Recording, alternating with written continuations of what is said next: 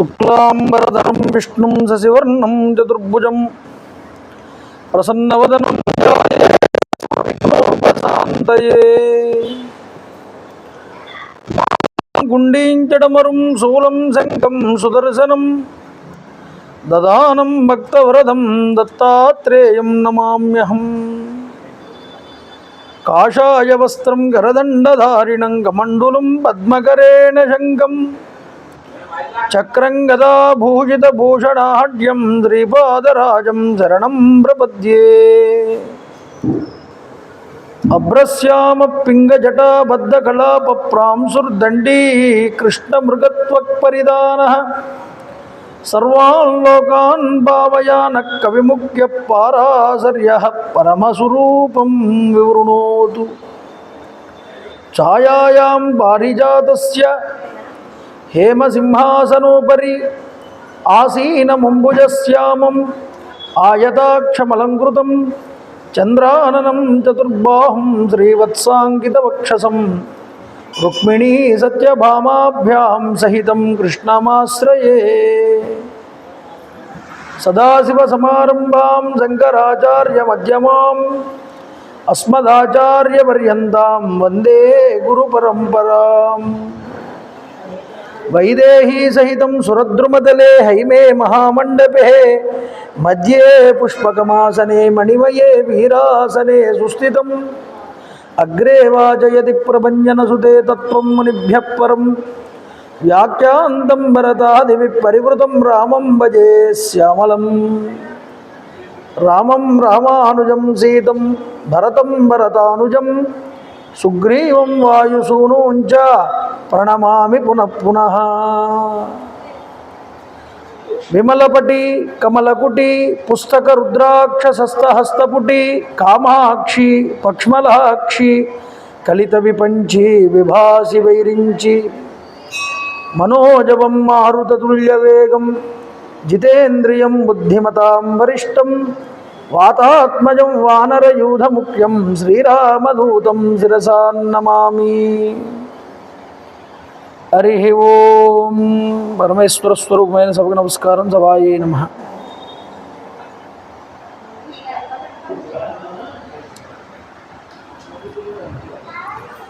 సుగ్రీవాదియుతం వీరం భస్మాంగావృతమీశ్వరం మహేశ్వర సమంధ్యాయేతు కిష్కింధాకాండముత్తమే. ఈరోజు కిష్కింధాకాండలో ఒక గొప్పదైనటువంటి సందర్భానికి ఒక సందర్భాన్ని ఇక్కడ చూపిస్తారు మనకి. వాలి యొక్క వధ. ఈ వాలి వధ చాలా గొప్పదైనటువంటి ఆఖ్యాయికని సంతరింపజేసుకుందండి.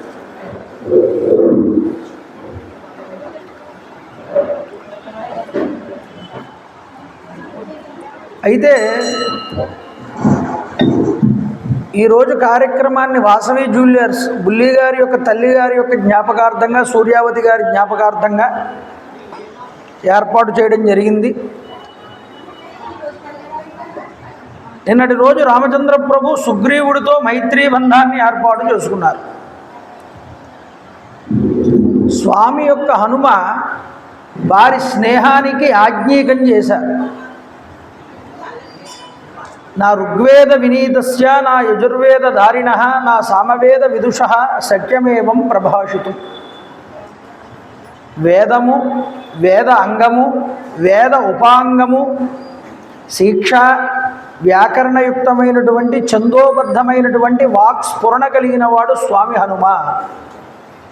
అలాంటి ఆచార్యుడు మంత్రిగా ఉన్నటువంటి సుగ్రీవుడు ఎందుకు శుభాలని పొందడయ్యా?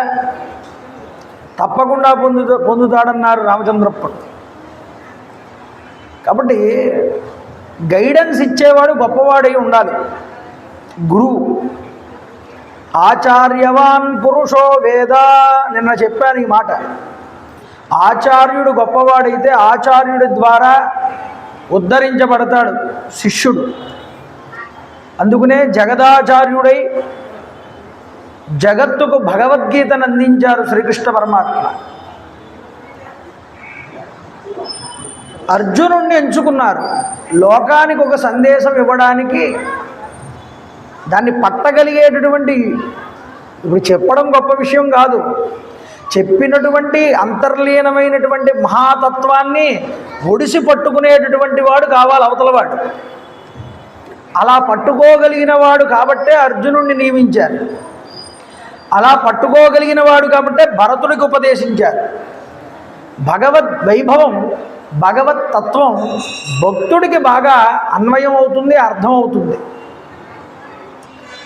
అందువల్ల లోకానికి కావలసిన జ్ఞానాన్ని భగవంతుడు తన భక్తులకి తనంతట తానుగానే తెలియజేస్తాడు.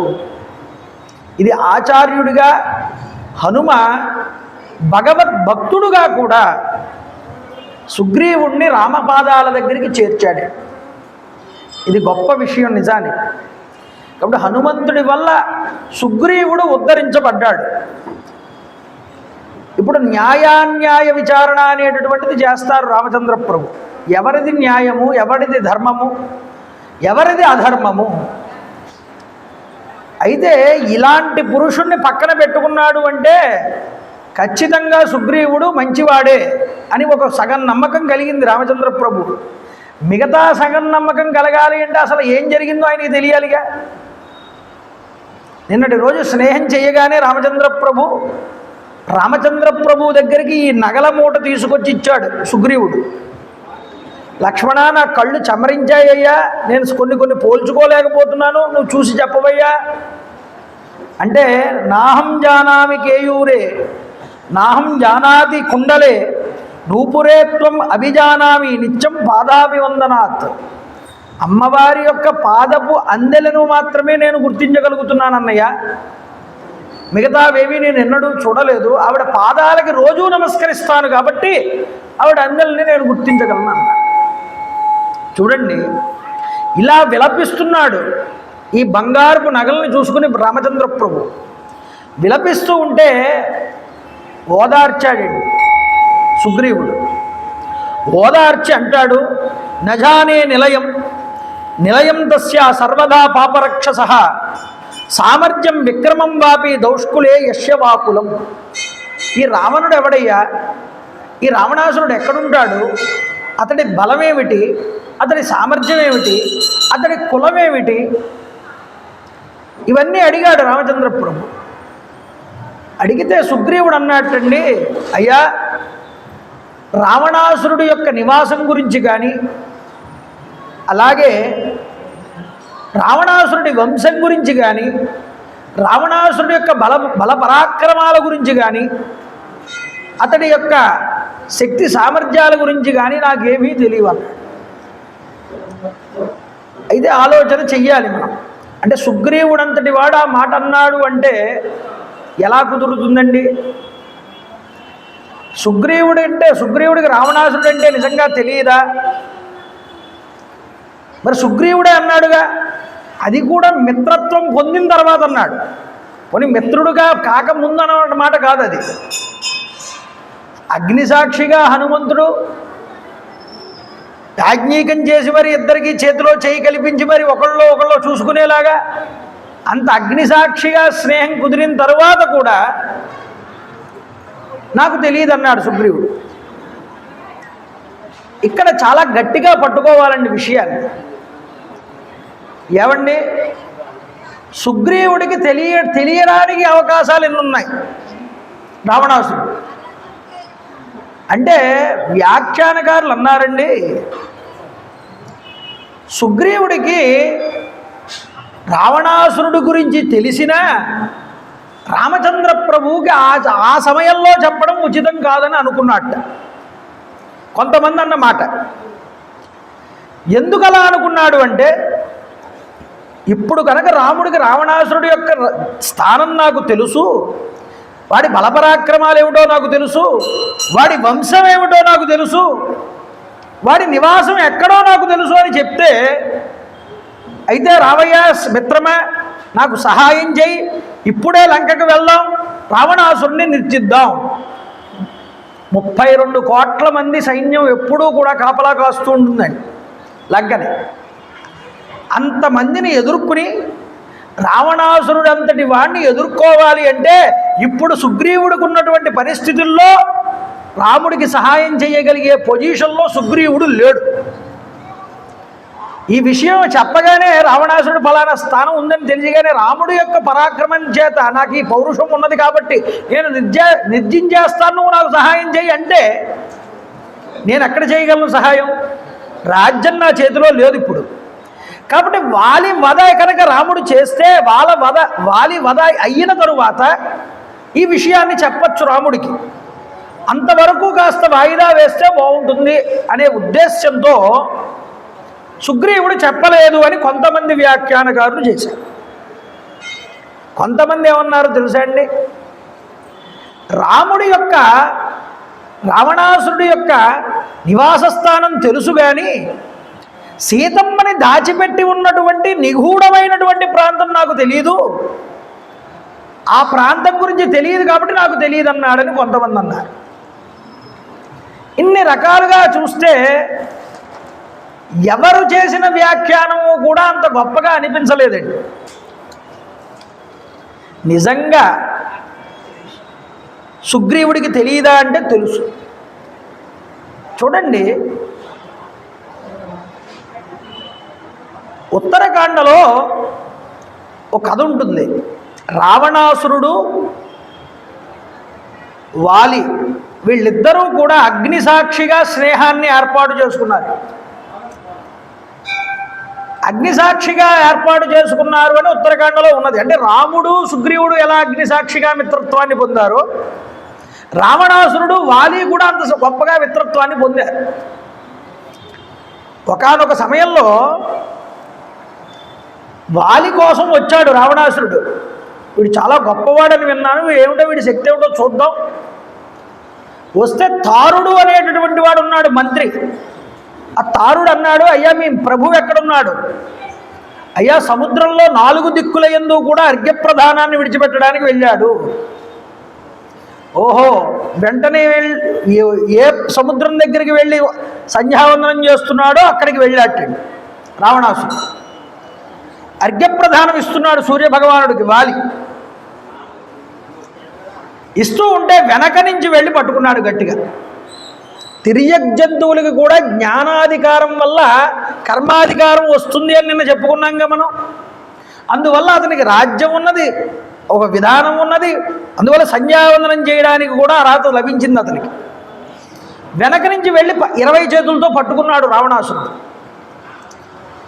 వెంటనే వాలి ఎవడ్రా ఈ 10 తలకాయల కీటకమని ఒక్కసారి తన చంకలో ఆ యొక్క 10 తలని పెట్టి నొక్కిపెట్టి తర్పణం విడిచిపెట్టి మళ్ళీ తూర్పు సముద్రం నుంచి దక్షిణానికి వెళ్ళి దక్షిణ సముద్రంలో ఆ తర్పణం విడిచిపెట్టి వీడిని అందులో ముంచి మళ్ళీ అక్కడి నుంచి పశ్చిమానికి వెళ్ళి అక్కడ సముద్రంలో తర్పణం విడిచిపెట్టి అక్కడ వీడిని మళ్ళీ ముంచి అక్కడి నుంచి మళ్ళీ ఉత్తరానికి వచ్చి ఉత్తర సముద్రంలో ముంచి అక్కడి నుంచి మళ్ళీ కిష్కిందకి వచ్చి అక్కడ సంధ్యావందనం చేసి అక్కడ తర్పణం విడిచిపెట్టి అప్పుడు లోపలికి వచ్చి గదిలో కూర్చొని మంచం మీద తారని పాలు తీసుకురమ్మని చెప్పి ఈ చంకని ఇలా జడిపించాట. జడిపిస్తే ఈ 10 తలకాయల కీటకంగా కింద పడ్డాడు ఈ రావణాసురుడు. ఎవడ్రా 10 తలకాయల పురుగా అన్నాడు. అడిగితే అజ్జ బాబోయ్, ఇంతటి పరాక్రమం కలిగిన వాడిని నేను ఎక్కడా చూడలేదు నాయన, ఈ రోజు నుంచి నువ్వు నా స్నేహితుడు, నేను నీ స్నేహితుడిని, మన ఇద్దరం అగ్నిసాక్షిగా స్నేహం చేద్దాం అన్నాడు. ఇక్కడ చూడండి ఒక విషయం.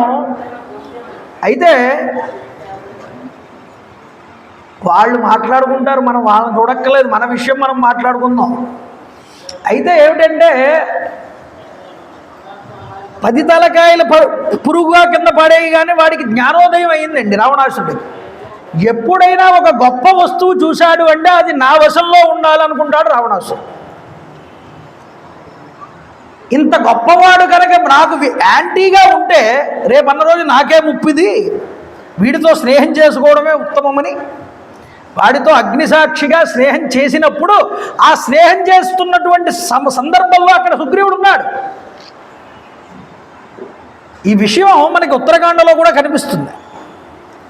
అలాగే సుందరకాండలో నేను సుగ్రీవుడి తరపున వచ్చినటువంటి దూతను అంటాడు హనుమ.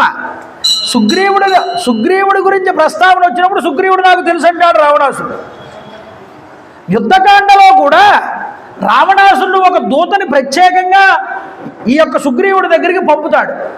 ఒరే నాయనా సుగ్రీవ, నీకు నాకు ఎప్పటి నుంచో మిత్రత్వం ఉన్నది, ఎవడి గురించో నువ్వు నాతో వైరాన్ని పెట్టుకోవడం ఎందుకని ఒక దూతని పంపుతాడు.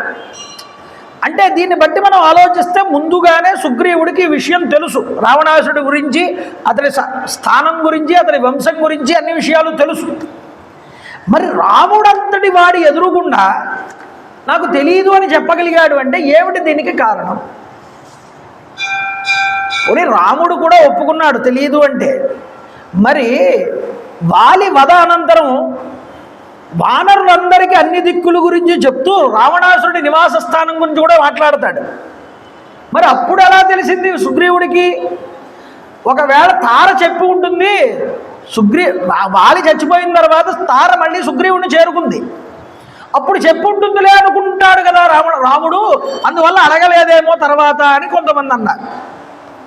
ఎలా చూసినా ఇక్కడ చెప్పకపోవడం అనేటటువంటిది వాలివద తర్వాత చెప్తాంలే అనుకోవడం అనేది కూడా మిత్రద్రోహమే అవుతుందండి. ఎందుకంటే అడిగినప్పుడు మిత్రుడికి చెప్పకుండా తర్వాత తన పని అవగొట్టుకున్న తర్వాత చెప్దాంలే అనుకోవడం స్వార్థం. మిత్రత్వమునందు స్వార్థం పనికిరాదు.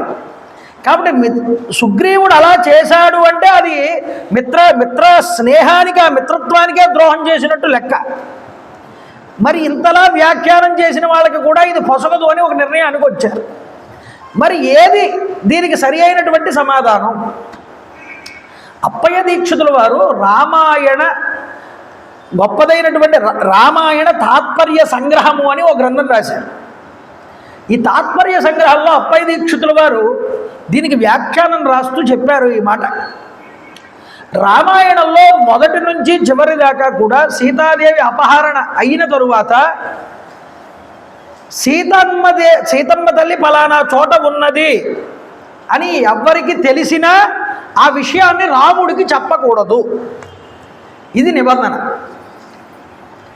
అలా చెప్పకూడదని ఎవరు నిబంధన పెట్టారు? ఈశ్వరుడి యొక్క శాసనం, పరమేశ్వర శాసనం. ఒక మహాభారతమైన ఒక రామాయణమైన దుష్ట శిక్షణ, ధర్మ పరిరక్షణ అనేటటువంటి కార్యక్రమంలో ముగ్గురు యొక్క ఇంటర్ఫీరెన్స్ ఉంటుందండి. అంటే ఎవరా ముగ్గురు? బ్రహ్మ, విష్ణువు, రుద్రుడు, పరమేశ్వరుడు. ఎందుకుంటుంది అంటే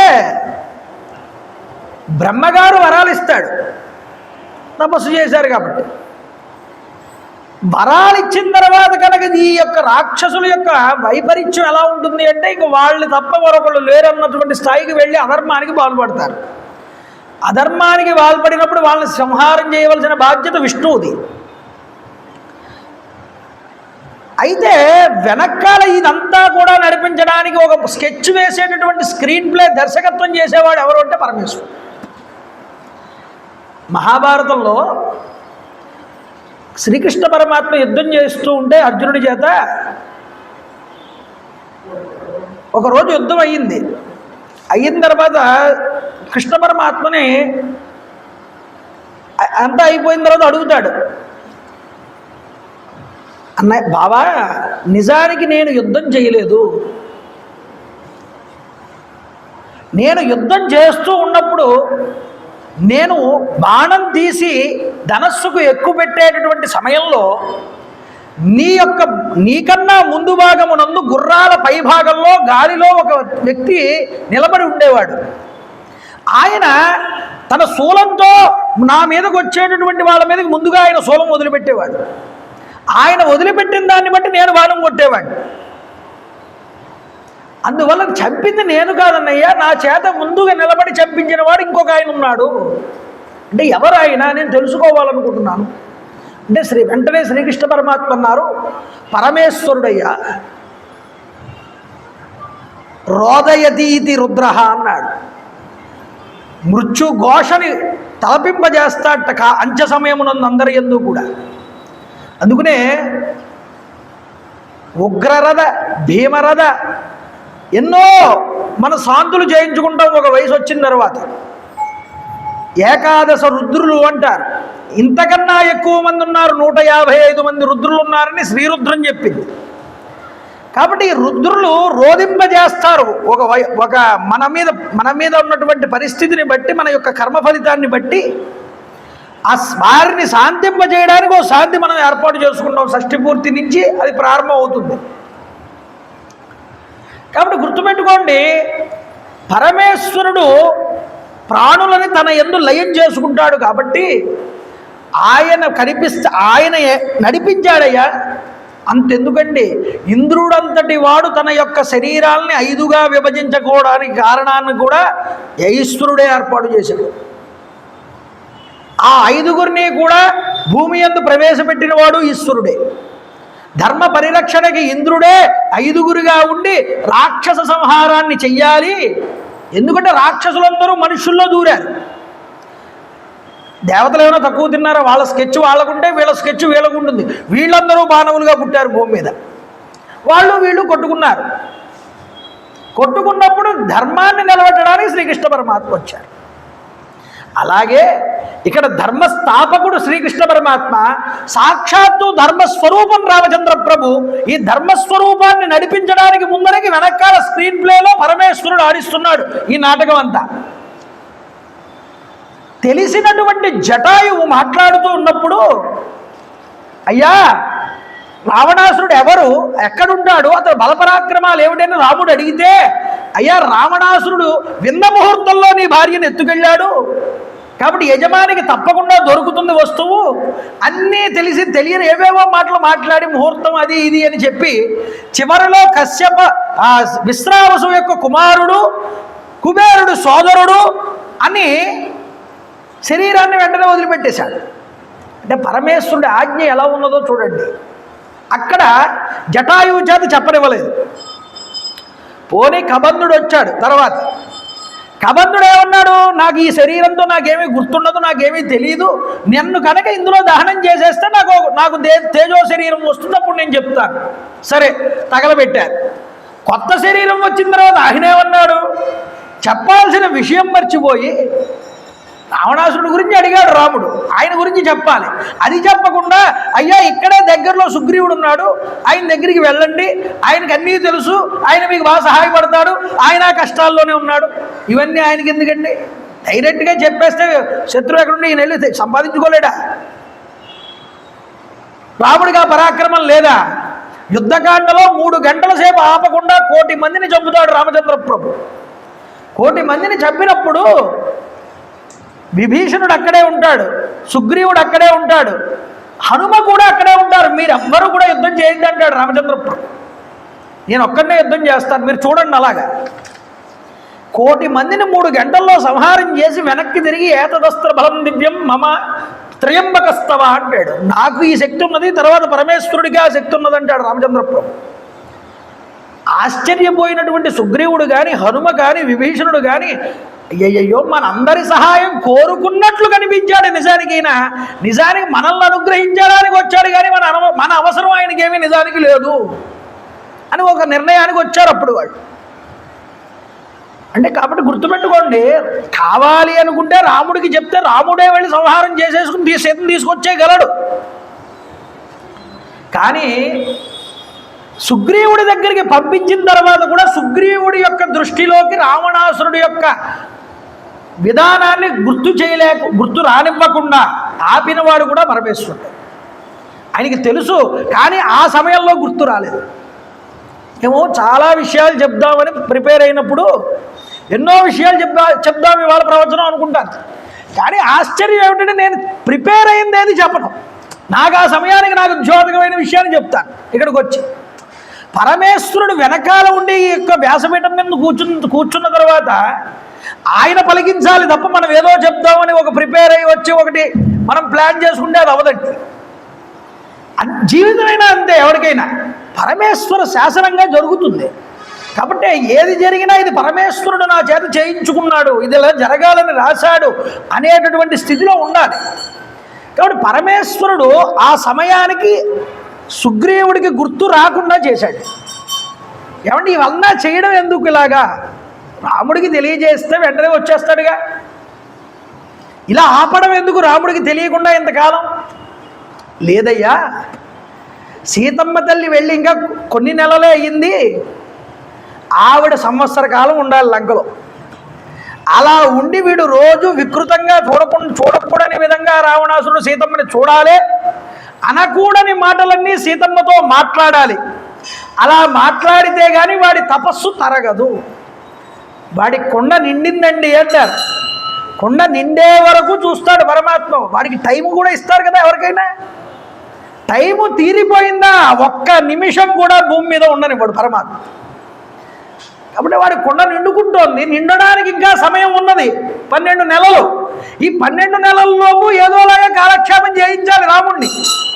కాబట్టి వెంటనే గుర్తు చేయనివ్వకుండా సుగ్రీవుడికి కూడా నాకు ఆ సమయంలో గుర్తు లేదండి అని చెప్పనిచ్చాడు. మాట వదిలేసిన తర్వాత గుర్తొచ్చినా అయ్యయ్యో మీతో ఇందాక అబద్ధం చెప్పాను ఇప్పుడు గుర్తొచ్చింది అన్నాడే అనుకోండి, ఇది మిత్రద్రోహం అవుతుంది మళ్ళీ.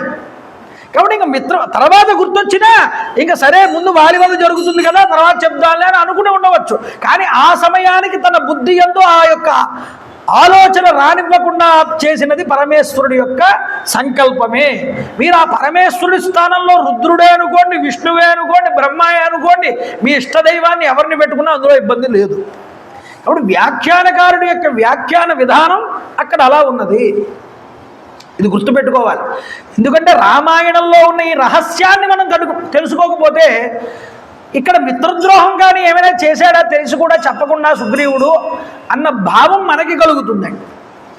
అందువల్ల ఇంతటి విధానం జరిగింది. అయితే చూడండి, తర్వాత అంటాడైనా మిత్రమా శోకాన్ని విడిచిపెట్టవయ్యా రామచంద్ర, సీతను తిరిగి పొందినట్లుగా తప్పకుండా నేను ప్రయత్నం చేస్తానన్నాడు. ధైర్యాన్ని పొందమన్నాడు. వ్యసనే వార్ద్రకృచ్ఛ్రేవ భయేవ జీవితాంతకే విమృశంశ్చ స్వయా బుద్ధ్యా ధృతిమాన్ నావసీదతి.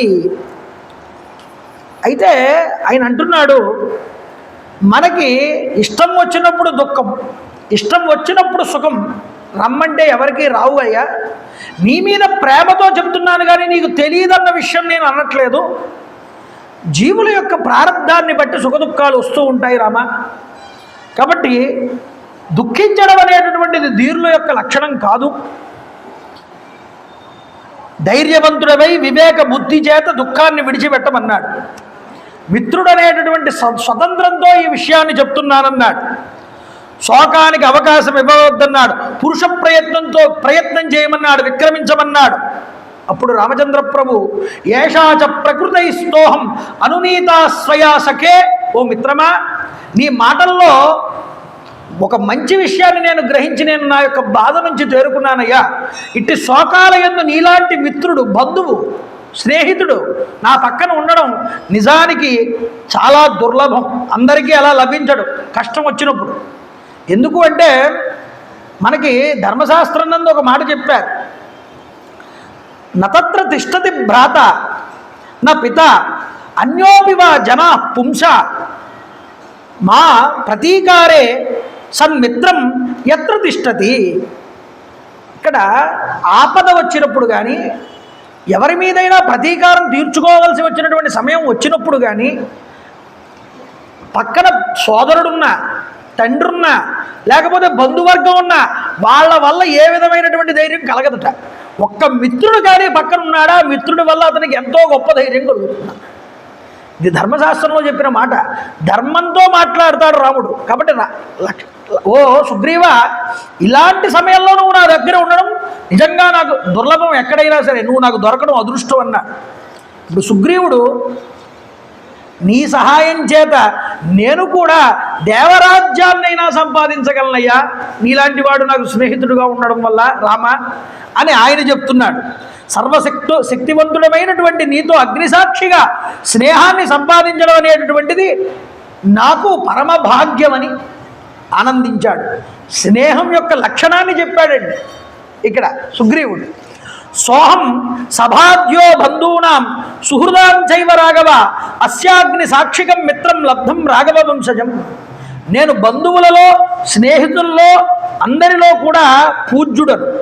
నాకు రఘువంశ సంభూతుడమైనటువంటి నీవు మిత్రుడిగా లభించడమే దానికి కారణము.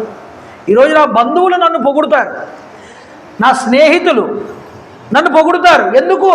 రాముడంతటి వాడు, ఒక గొప్పవాడు నీకు స్నేహితుడయ్యాడు. అందువల్ల రామా నాకెంతటి అదృష్టం దక్కింది. దేనివల్ల? నీ స్నేహం వల్ల. అయ్యా, రజతం వా సువర్ణం వా వస్త్రాన్ని ఆభరణాన్ని వా అవిభక్తాని సాధూన అవగచ్చంతి సాధవ.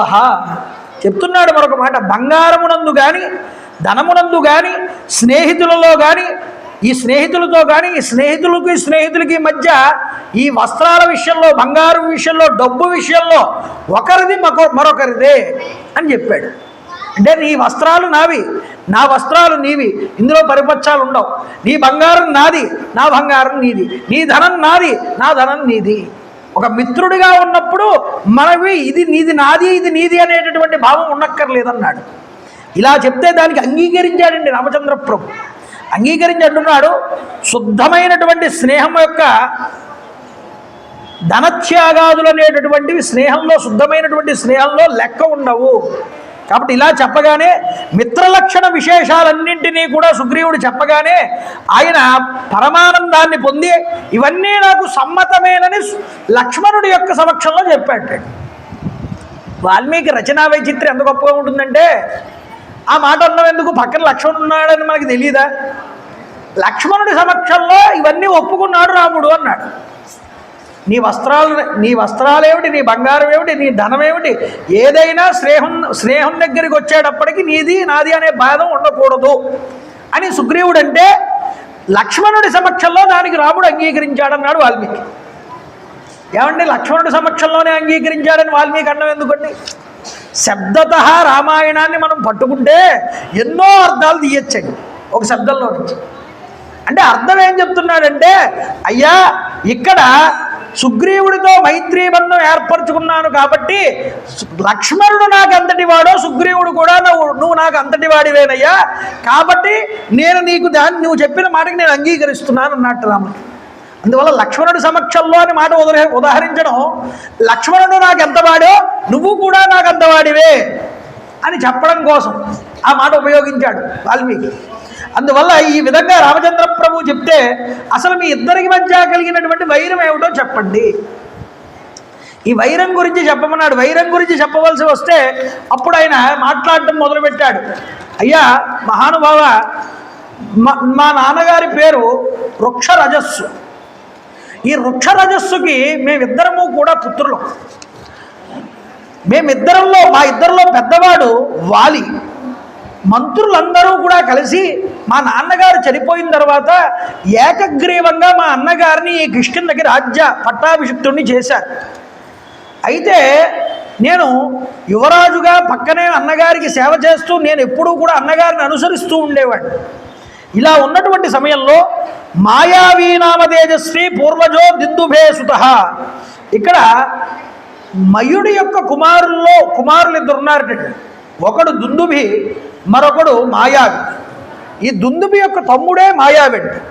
ఈ మాయావి అనేటటువంటి రాక్షసుడు ఒకసారి కిష్కింధా నగరానికి వచ్చాడు. వచ్చి గట్టిగా కేక వేశాడు రాత్రి సమయం. అప్పుడే పూర్ణచంద్రుడు వచ్చాడు ఆకాశంలోకి, శరదృతువు. ఆయన అరిచాడు, వాలి ఇలా రా. వెంటనే వాలి రాత్రి నిద్రిస్తున్నటువంటి సమయంలో ఆ గవాక్షం దగ్గరికి వచ్చి చూడగానే ఈ యొక్క రాక్షసుడు కనిపించాడు. వెంటనే వాడిని పట్టుకోవడానికి వాలి చాలా ఉద్రేకంతో యుద్ధానికి దిగాడు. పరిగెత్తుకుతూ వాడిని పట్టుకోవడానికి వెళ్తూ ఉంటే ఈ మాయావి అనే రాక్షసుడు పరిగెత్తాడు. అంటే వాలిని జాగ్రత్తగా తీసుకువెళ్ళి పట్టుబెట్టాలని వాళ్ళ యొక్క ఆలోచన. అన్నగారికి రక్షణార్థమే అన్నగారితో పాటు నేను కూడా పరిగెత్తానయ్యా. ఆ సమయంలో పరిగెడుతూ ఉండగా ఈ మాయావి అనేటటువంటి రాక్షసుడు ఒక గుహ బిలంలోకి వెళ్ళిపోయాడు. వాడిని అనుసరిస్తూ మా అన్నగారు కూడా లోపలికి వెళ్తూ నన్ను బిలద్వారం దగ్గరే కాపు కాస్తూ ఉండమని చెప్పాడు. లోపలికి రాకు, నువ్వు ఇక్కడే ఉండమని చెప్పాడు. నేను బిలద్వారం దగ్గర నిలబడ్డాను. చాలాసేపటికి మా అన్నగారు లోపలికి వెళ్ళినటువంటి అతను వస్తాడేమోనని చూస్తున్నాను, కానీ ఎంతసేపటికి బయటికి రాడు. రోజులు గడిచాయి, నెలలు గడిచాయి, సంవత్సర కాలం అయ్యింది. సంవత్సర కాలం అయిన తర్వాత కూడా మా అన్నయ్య ఆ యొక్క గృహలో నుంచి బయటికి రాకపోతే నేను చాలా కంగారు పడ్డానయ్యా రామ. అప్పుడు కొంతమంది రాక్షసుల యొక్క భీకరమైనటువంటి ధ్వనులు నాకు వినిపించాయి. వినిపిస్తే అది పక్కన పెడితే మా అన్నయ్య యొక్క ఆర్తనాదాలు కూడా నాకు వినిపించాయి. మా అన్నయ్యని నాకు తెలిసి ఈ రాక్షసులందరూ కూడా చంపి మట్టు పెట్టేసి ఉండి ఉంటారు గృహలో అనేటటువంటి ఒక భావన నాలో కలిగింది. అయినా సరే కొన్ని రోజులు వేచి చూశాను వస్తాడేమోనని. మా అన్నయ్య తిరిగి రాలేదు. ఇక చేసేది లేక ఈ రాక్షసులందరూ వచ్చి నా రాజ్యం మీద ఎక్కడ పడతారో అనేటువంటి భయం చేత ఆ గుహద్వారాన్ని ఒక పెద్ద బండరాతి చేత మూసివేశాను. అలా మూసివేసి అడ్డంగా పెట్టేసి దాన్ని ఆ రాయిని నేను కిష్కిందకు వచ్చి మా అన్నగారికి జలతర్పణాలు విడిచిపెట్టేసి తిలతర్పణాలతో సహా కిష్కిందకి వచ్చి మౌనంగా ఉన్నాను. ఇలా మౌనంగా ఉంటే కొన్ని రోజులు గడిచాయి. కొన్ని రోజుల తర్వాత మంత్రులందరికీ అనుమానం వచ్చి నన్ను కూర్చోబెట్టి నిలదీసి అడిగారు. అడిగితే నాకు చెప్పక తప్పలేదు. జరిగిన విషయాన్నంతటినీ మా మంత్రులకు చెప్తే వాళ్ళు రాజు లేనటువంటి రాజ్యం అలా ఉండిపోకూడదని నన్ను పట్టాభిషిక్తుణ్ణి చేశారు కిష్కిందకి. అలా కిష్కిందకి పట్టాభిషిక్తుణ్ణి చేసినప్పుడు నేను రాజ్యాన్ని పరిపాలిస్తూ ఉండగా కొన్ని రోజుల తర్వాత వాలి ఆ సభలోకి వచ్చాడయ్యా. అయితే ఈ వాలి సభలోకి వచ్చి నన్ను చాలా దారుణంగా తిట్టాడు. నా యొక్క చావు కోరుకోవడం కోసమని చెప్పి బిలద్వారాన్ని మూసివేసి వచ్చేసి ఈరోజు రాజ్యాన్ని అనుభవిస్తున్నావా అని నన్ను నిందించాడయ్యా.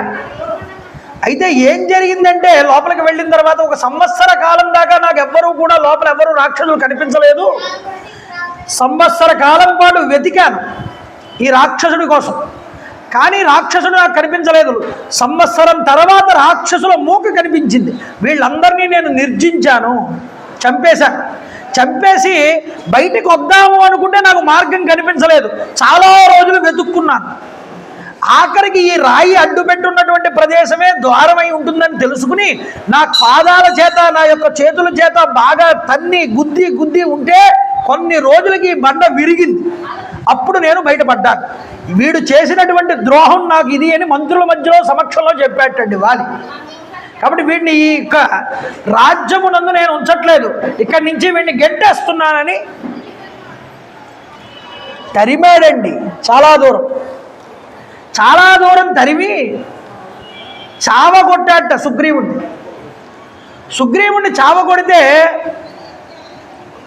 బ్రతుకు ఎలా అయిపోయిందంటే ఇంకా చావు తప్పి లొట్టపోయినట్టుగా అయిపోయాడు.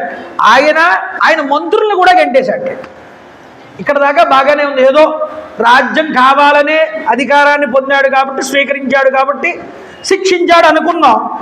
కానీ అలా పంపించేసిన తర్వాత తన భార్య అయినటువంటి రుమని బలాత్కారంగా స్వీకరించాడు.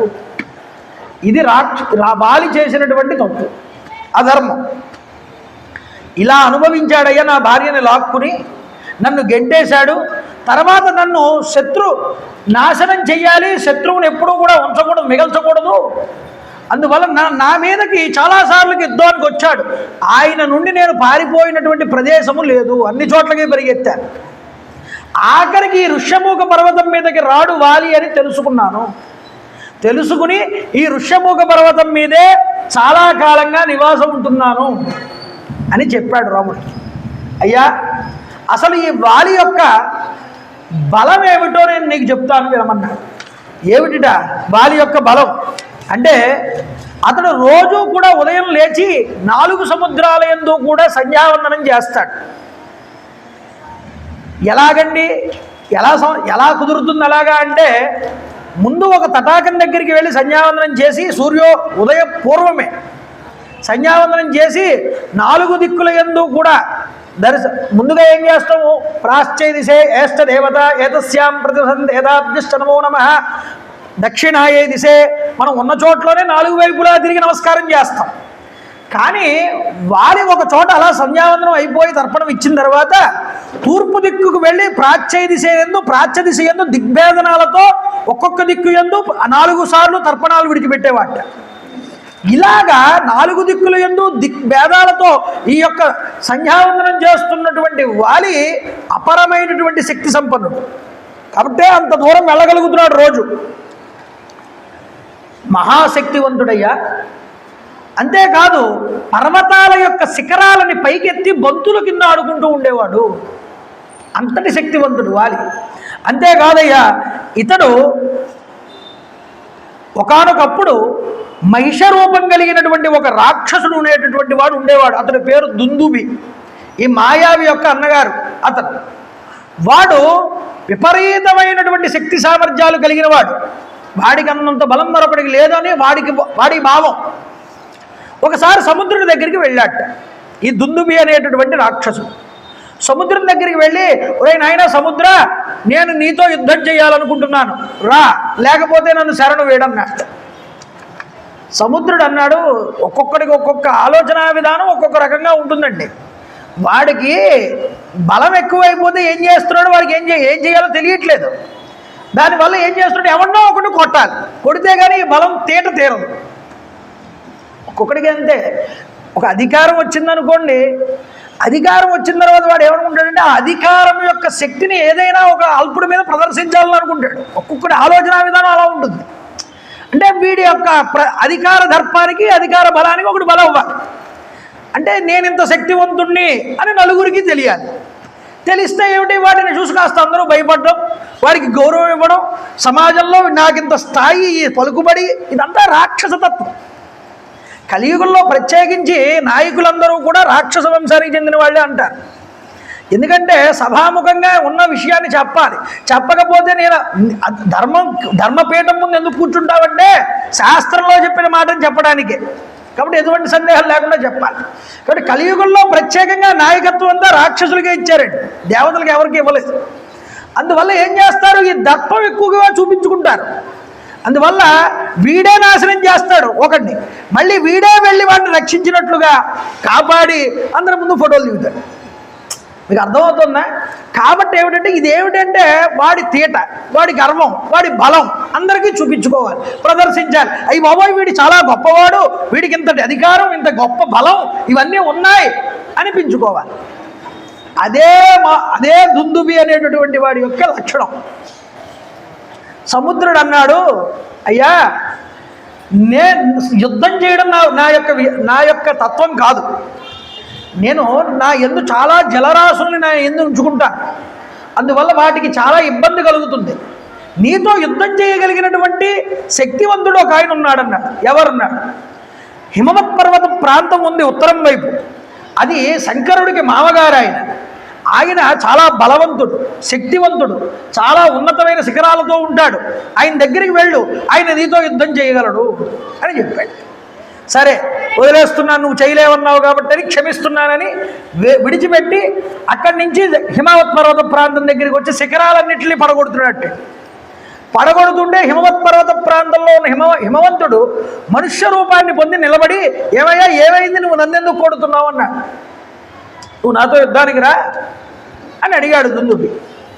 అంటే నేను తాపసులకి ఆశ్రయం ఇస్తూ ఉంటాను. ఇక్కడ నేను చాలా సత్వగుణంతో ఉంటాను. ఇక్కడ ఉన్న వాళ్ళందరూ కూడా సత్వగుణంతోనే ఉంటారు. ఇక్కడ ఎవరికి రజోగుణం కానీ తమో గుణాలు కానీ ఉండవు. కాబట్టి నీతో మేము యుద్ధం చెయ్యలేము. అయితే నాతో యుద్ధం చేయగలిగిన మొనగాడు ఎవడో ఉంటే వాడి గురించి చూపించి నాకు నువ్వు అన్నాడు. వీడికి బాగా మనం ఎక్కిపోయి కొట్టుకుంటున్నాడు. బాగా వీడి తీట తీర్చగలిగిన వాడు ఒక్కడు. ఒరే నాయన, నీతో యుద్ధం చేయగలిగిన వాడు ఒక్కడరా చెప్తున్నాను వినమన్నాడు. ఎవడన్నాడు? ఇక్కడి నుంచి కిష్కిందకి వెళ్ళు, కిష్కిందలో వాలి అనేటటువంటి వాడు ఒకడు ఉంటాడు, వాడితో యుద్ధం చేయి, నీ యొక్క తీటంతా వాడు తీరుస్తాడన్నాడు. అప్పుడు వెంటనే సరే అని చెప్పి అక్కడి నుంచి బయలుదేరి కిష్కిందకి వచ్చి రాత్రి సమయంలో అరిచాటాడు. ఇంట్లోంచి బయటకు వచ్చాడు వాలి.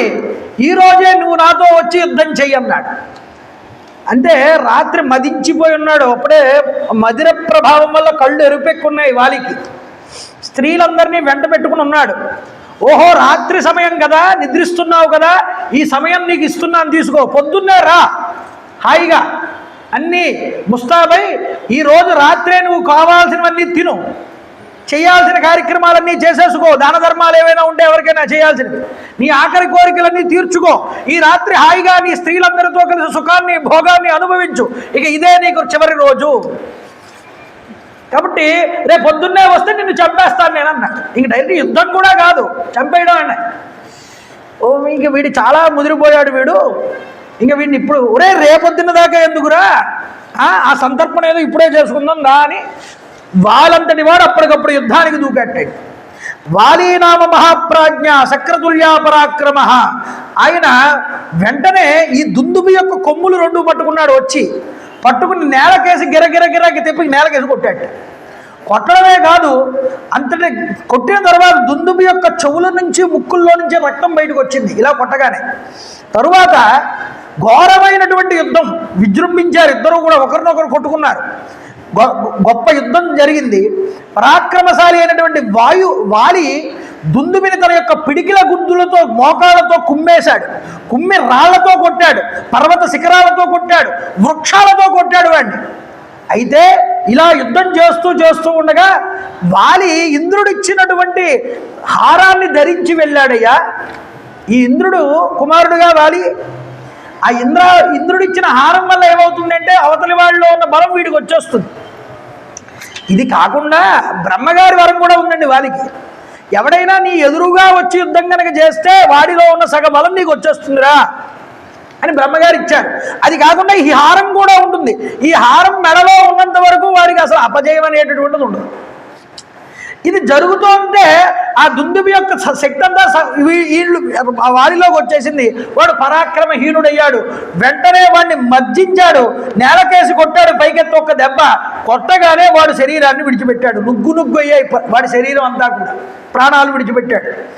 ఆ విధంగా చచ్చిపోతే ఈ దుందుబి అనేటటువంటి రాక్షసుడు, ఓ రామా, ఆ వాలి తన చేతులతో ఈ దుందుబి శరీరాన్ని ఎత్తి గిరగిర తిప్పి విడిచిపెడితే 12 కిలోమీటర్ల అవతల పడింది ఆ దుందుబి యొక్క శరీరం. ఇక్కడి నుంచి మతంగ వనంలో పడిందయ్యా వెళ్ళి అని చెప్పాడు. అయితే మతంగ మహర్షి వారు చాలా ఇష్టంగా పెంచుకున్నారు మొక్కలన్నింటినీ, పువ్వుల్ని కాయల్ని ఆయన ప్రేమిస్తాడు ఇది అని చెప్పి ఆ మతానికి మతంగ వనం అని ఆ వనానికి పేరొచ్చిందిగా. ఆయన బాబు ఇంట్లో ఆశ్రమంలో కూర్చుని ఆయన అనుష్ఠానం చేసుకుంటూ ఉండగా పెద్ద శబ్దం ఒకటి వినిపించింది. బయటకు వచ్చేటప్పటికి దుందుబి యొక్క నోటిలో నుంచి వచ్చినటువంటి రక్తం ఆ ఆశ్రమ ప్రదేశం అంతా కూడా పడింది. వీడి శరీరం పడ్డం వల్ల ఆ వనంలో ఉన్న వృక్షాలన్నీ విరిగిపోయి పడిపోయాయి.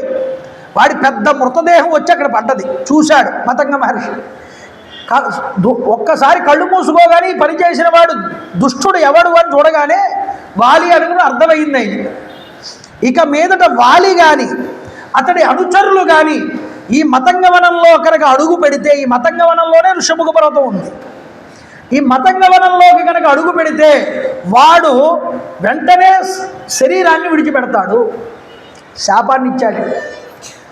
అక్కడే కొంతమంది వానరులు నివసిస్తున్నారు మతంగవనంలో. వీళ్ళందరూ కూడా వాలి యొక్క అనుచరులు. వాళ్ళకి చెప్పాడు వెంటనే, మీరు వెళ్ళి మీ ప్రభువుకి చెప్పండి, మీరు కానీ మీ వాలి యొక్క అనుచరులు కానీ వాలి కానీ ఈ ప్రదేశానికి రాకూడదు, ఉండకూడదు. మీకు ఒక రోజే సమయం ఇస్తున్నాను, ఒక రోజులో మీరు అందరూ ఖాళీ చేయాలన్నాడు మతంగ మహర్షి వారు. వాళ్ళందరూ ఆశ్రమ ప్రదేశాన్ని ఖాళీ చేసేసి వెంటనే విషయం ప్రభువు దగ్గరికి తీసుకువెళ్ళి చెప్పారు. అయ్యా వాలి, ఇవాళ ఒక్కరోజే సమయం ఉన్నది, నువ్వు వెళ్ళి ప్రతిమాలుగా ఆయన్ని శపించాడు నిన్ను, నువ్వు కనుక మతంగవనంలో అడుగు పెట్టావు అంటే నీ యొక్క ప్రాణాలు పోతాయి, మేమందరం ఖాళీ చేసేసాం, నీ అనుచరులైనటువంటి మమ్మల్ని కూడా శపించాడు ఆయన. వెంటనే వాలి వెళ్ళి వణుకుతూ, అంతటి పరాక్రమవంతుడు కూడా మతంగ మహర్షి ఎదురుకుండా వణికాడటండి. అంటే మహర్షులకు అంత శక్తి ఉండదు. నమస్కారం చేసి, అయ్యా మహానుభావ, నన్ను క్షమించండి, నేను కావాలని చేసినటువంటి అపరాధం కాదు అని వేడుకుంటే ఏమీ మాట్లాడకుండా కోపంగా లోపలికి వెళ్ళిపోయారట మతంగ మహర్షి. ఆ రోజు నుంచి మొదలుపెట్టి ఇంకా ఎప్పుడు ఈ ఆశ్రమం వైపు కానీ ఈ వనం వైపు కానీ ఇలా చూడడానికి కూడా భయపడతాడు మా అన్నయ్య. ఈ విషయం నేను మా మంత్రుల ద్వారా తెలుసుకుని లోకాలన్నీ తిరిగిన వాడిని ఇక్కడికి వచ్చాయ్యా, ఈ ఋషముఖ పర్వతం మీద మా అన్నయ్య రాలేడనేటటువంటి ఉద్దేశంతో ఇక్కడ తలదాచుకుంటున్నాను, లేకపోతే ఈ పాటికి ఎప్పుడో నన్ను లేపించేసేవాడు మా అన్నయ్య అని చెప్పాడు రాముడు. అయ్యా, ఇదంతా నీకు ఎందుకు చెప్పవలసి వచ్చింది అంటే, ముందుగా ఇదిగో చూడు, ఇది ఆ దుందుబి యొక్క కళేబరం. మా అన్నగారు ఆ రోజు విడిచిపెట్టి విసిరేసినటువంటి కళేబరం ఇది. ఆ రోజు మా అన్నగారు దీన్ని విసిరితే ఇక్కడికి వచ్చి పడింది. దీన్ని కనుక నువ్వు ఎత్తి 400 ధనస్సుల యొక్క వెడల్పు, దూరం, పొడవు విసరగలిగినట్లయితే నువ్వు వాలిని సంహారం చేయగలవనేటటువంటి ఒక నమ్మకం నాకు కలుగుతుంది. ఎందుకంటే శత్రువు యొక్క విశేషం మా అన్నయ్యను తలుచుకుంటే నాకు చాలా భయం వేస్తుంది. నేను ఇంతకుముందు నీ బలపరాక్రమాలను నేను చూసి ఎరగలేదు. అందువల్ల కాస్త మా అన్నయ్యతో నువ్వు యుద్ధం చేయగలవా లేదా అనే సందేహం నాలో ఉండిపోయింది. మిత్రుడిగా నిన్ను ప్రార్థిస్తున్నాను, నా సందేహ నివృత్తిని నువ్వు తీర్చు అన్నాడు. అంతేకాదయ్యా, ఇక్కడ చూడొక్కసారి. ఏమిటిది? దృఢమైనటువంటి 7 మద్ది చెట్లు వరుసగా కనిపిస్తున్నాయి. ఈ మద్ది చెట్ల దగ్గరికి వచ్చి రోజు వీటి కొమ్మలు చూడు ఎంత దూరం విస్తరించున్నాయో, ఎంత పొడవుగా ఉన్నాయో. మా అన్నయ్య వాలి పొద్దున్నే స్నానం చేసిన తర్వాత స్నానం చేయడానికి ముందు వ్యాయామం చేస్తారుగా, వచ్చి మద్ది చెట్టును ఒకదాన్ని పట్టుకుని ఇలా ఊపితే ఈ చెట్టుకున్నటువంటి ఆకులన్నీ భూమి మీద రాలిపోయాయి. అంతటి బలపరాక్రమం. కాబట్టి నువ్వు అయ్యా ఇంతటి బలపరాక్రమాలు ఉన్నటువంటి వాడు మా అన్నగారు, రాముడు వాలిని చంపగలడు అనేటటువంటి విశ్వాసం కలగడానికి ఇప్పుడు మా అన్నగారు ఏం చెయ్యాలో నువ్వు చెప్పవయ్యా అని లక్ష్మణుడు అడిగాడు. అడిగితే ఏం లేదండి, ఈ యొక్క కళేబరాన్ని 800 మూరలు అంటే 400 గజాల దూరం విసరగలగాలి. అంతేకాదు మరొకటి చెప్తున్నాను, నా సోదరుడు చాలా దుర్మార్గుడు, చాలా బలశాలి. అతని బలపరాక్రమాల గురించి నాకు చాలా బాగా తెలుసు. అతని శక్తి సామర్థ్యాలను నేను చూసి ఉన్నాను.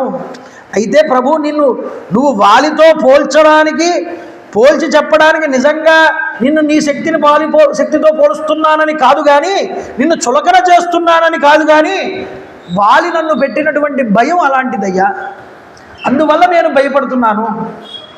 మిత్రులు ఎంతగా ప్రేమ చూపించినా, ధైర్యం చెప్పినా ఆ భయం మాత్రం లోపల నుంచి మిత్రుడికి పోదుగా. అది పోగొట్టడానికి నిన్ను ప్రార్థన చేస్తున్నాను, అందుకు నిన్ను ప్రాధేయపడుతున్నాను అన్న. అయితే ఈ 7 మద్ది చెట్లని కూడా ఒకే ఒక్క బాణంతో నువ్వు ఛేదించినప్పుడు మాత్రమే నేను నిన్ను యుద్ధంలో వాలిని నువ్వు గెలవగలవని నేను అనుకుంటున్నాను అన్నాడు. అంటే నీ బాణం నువ్వు ఈ 7 తాటి చెట్లను చీల్చాలి నీ బాణం చేత, అప్పుడు నేను విశ్వసిస్తానన్నాడు. వెంటనే రామచంద్ర ప్రభు సుగ్రీవుడికి విశ్వాసం కలిగించడానికి కోసం ఆ దుందుబి యొక్క శరీరం దగ్గరికి వెళ్ళి తన కాలి యొక్క బొటని వేలుతో ఆ యొక్క కళేబరాన్ని పైకి లేపారు. లేపి ఒక్కసారి రామచంద్ర ప్రభు ఆ బొటని వేలుతో ఈ కళేబరాన్ని విసిరితే వెళ్ళి ఇది ఎక్కడ పడిందన్నారు. దూరంగా విసిరాడు, 12 యోజనాల అవతల పడింది అంటాడు వెళ్ళి. అంటే దగ్గరగా 140 కిలోమీటర్ల అవతల పడింది వెళ్ళి ఈ కళేబరాన్ని విసిరితే. ఆశ్చర్యపోలేదు సుగ్రీవుడు అంటాడు వాల్మీకి. ఇంత దూరం విసిరినా ఆశ్చర్యపోలేదు. ఎందుకు పోలేదో చెప్తాడు ఇప్పుడు. అయ్యా, మీరు చాలా సులభంగా దుందుబి యొక్క శరీరాన్ని చాలా దూరం విసిరారు, కానీ మా అన్నగారు ఈ దుందుబి యొక్క శరీరాన్ని విసిరినప్పుడు ఇది రక్తంతోనూ మాంసంతోనూ బాగా బలిష్టమై ఉన్నది. మీరు విసిరినప్పుడు ఇది అస్థిమాత్రంగా ఉన్నది, ఎముకల గూడు కింద ఉన్నది. ఎముకల గూడు తేలిగ్గా లేస్తుంది పైకి. శరీరంతో రక్త మాంసాలతో ఉన్నటువంటి శరీరం చాలా బరువుగా ఉంటుంది కదా.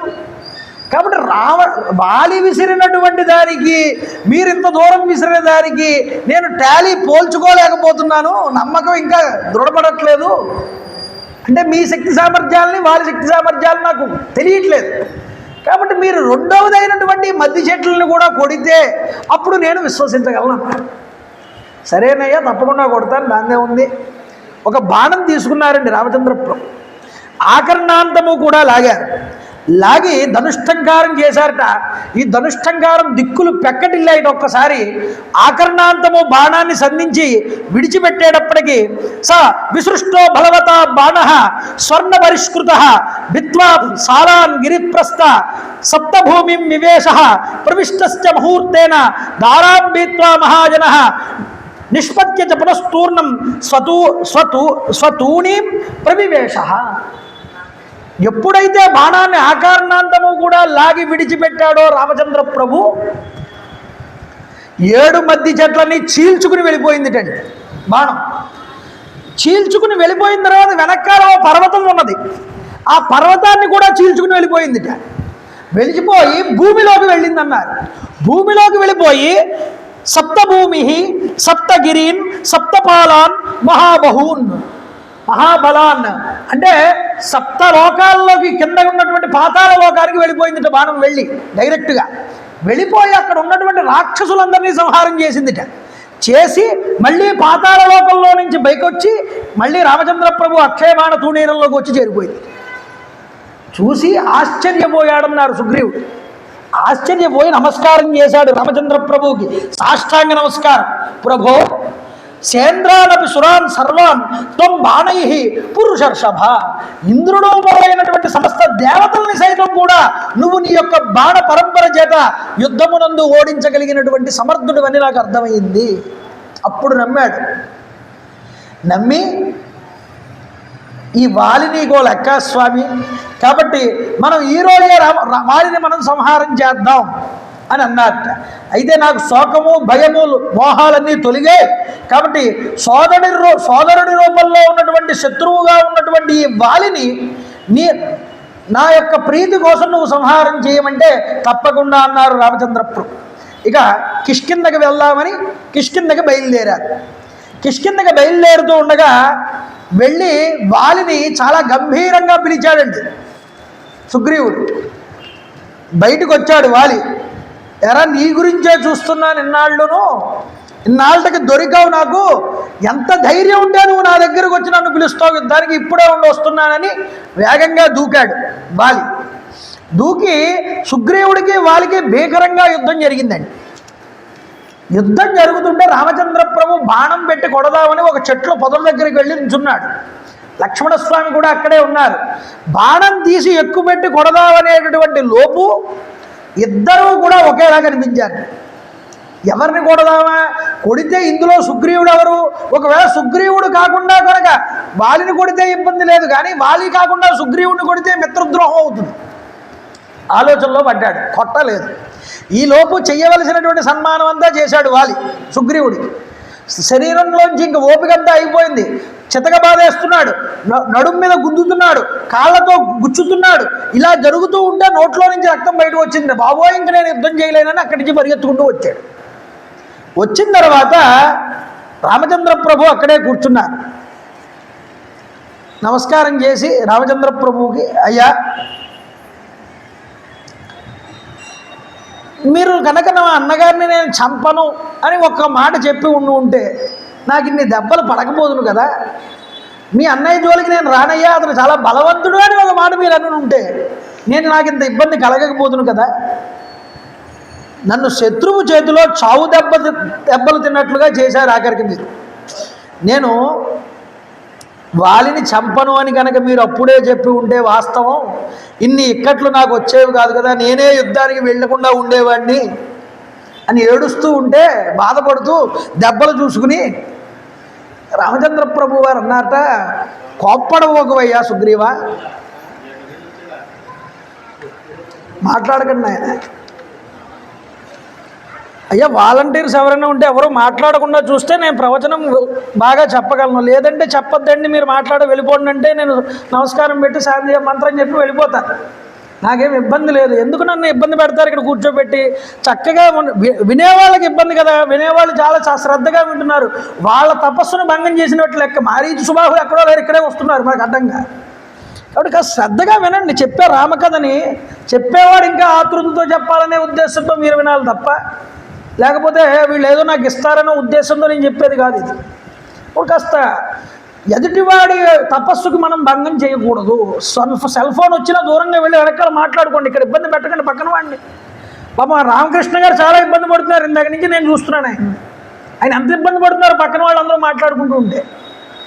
వినేవాళ్ళని విన్నివ్వాలి, కనీసం మనం వినలేకపోతున్నాం, పక్కన వాడిని విన్నివ్వాలిగా.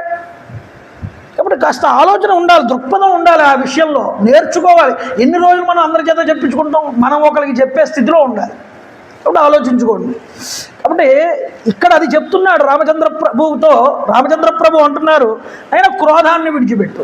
ఏమైంది అంటే జరిగిన విషయం ఏమిటంటే, నేను పోల్చుకోలేకపోయాను. ఉన్న విషయాన్ని చెప్పాడు ఆయన. పోల్చుకోలేకపోయానయ్యా, నిజానికి మీరిద్దరూ ఒకేలా కనిపించారు, నన్ను ఏం చేయమంటారు? నిజానికి వాలి యుద్ధానికి వస్తున్నాడు అంటే మెడలో హారం లేకుండా రాడాడు. వాలి మెడలో హారం ఉంది, సుగ్రీవుడి మెడలో హారం లేదు. కనిపెట్టి కొట్టచ్చుగా. పోల్చుకోలేకపోయాను అన్నాడు రాముడు. అంటే అర్థం ఏమిటి?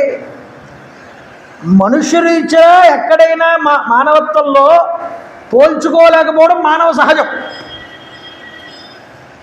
సహజం. అయితే ఒకవేళ కొట్టినా పోల్చుకోలేకుండా కొట్టేసి ఉంటే అది వాలికి సుగ్రీవుడికి తగిలితే మిత్రద్రోహం జరుగుతుంది కదా. అందువల్ల నువ్వు చనిపోకూడదు, నేను కొట్టాను అంటే వాలి కావాలి. అందువల్ల నేను కాస్త పోల్చుకోలేకపోయాను. ఇక వ్యంగ్యంగా ఆలోచిద్దాం చూడండి. సుగ్రీవుడు రాముణ్ణి పరీక్షించాడు. అసలు నువ్వు కొట్టగలవా, కొట్టలేవా, నీ విధానం ఏమిటి, ఇవన్నీ కూడా అడిగాడు. పోనీ ఒక దగ్గర పరీక్ష పెట్టాడు, అక్కడ చూపించి నిరూపించిన తర్వాత కూడా నమ్మలేక ఇంకో పరీక్ష పెట్టాడు. భగవంతుడు యందు పరీక్ష అనేటటువంటిది భక్తుడు పెట్టుకుంటే ఫలితం కూడా అలాగే వస్తుంది అని చెప్పి.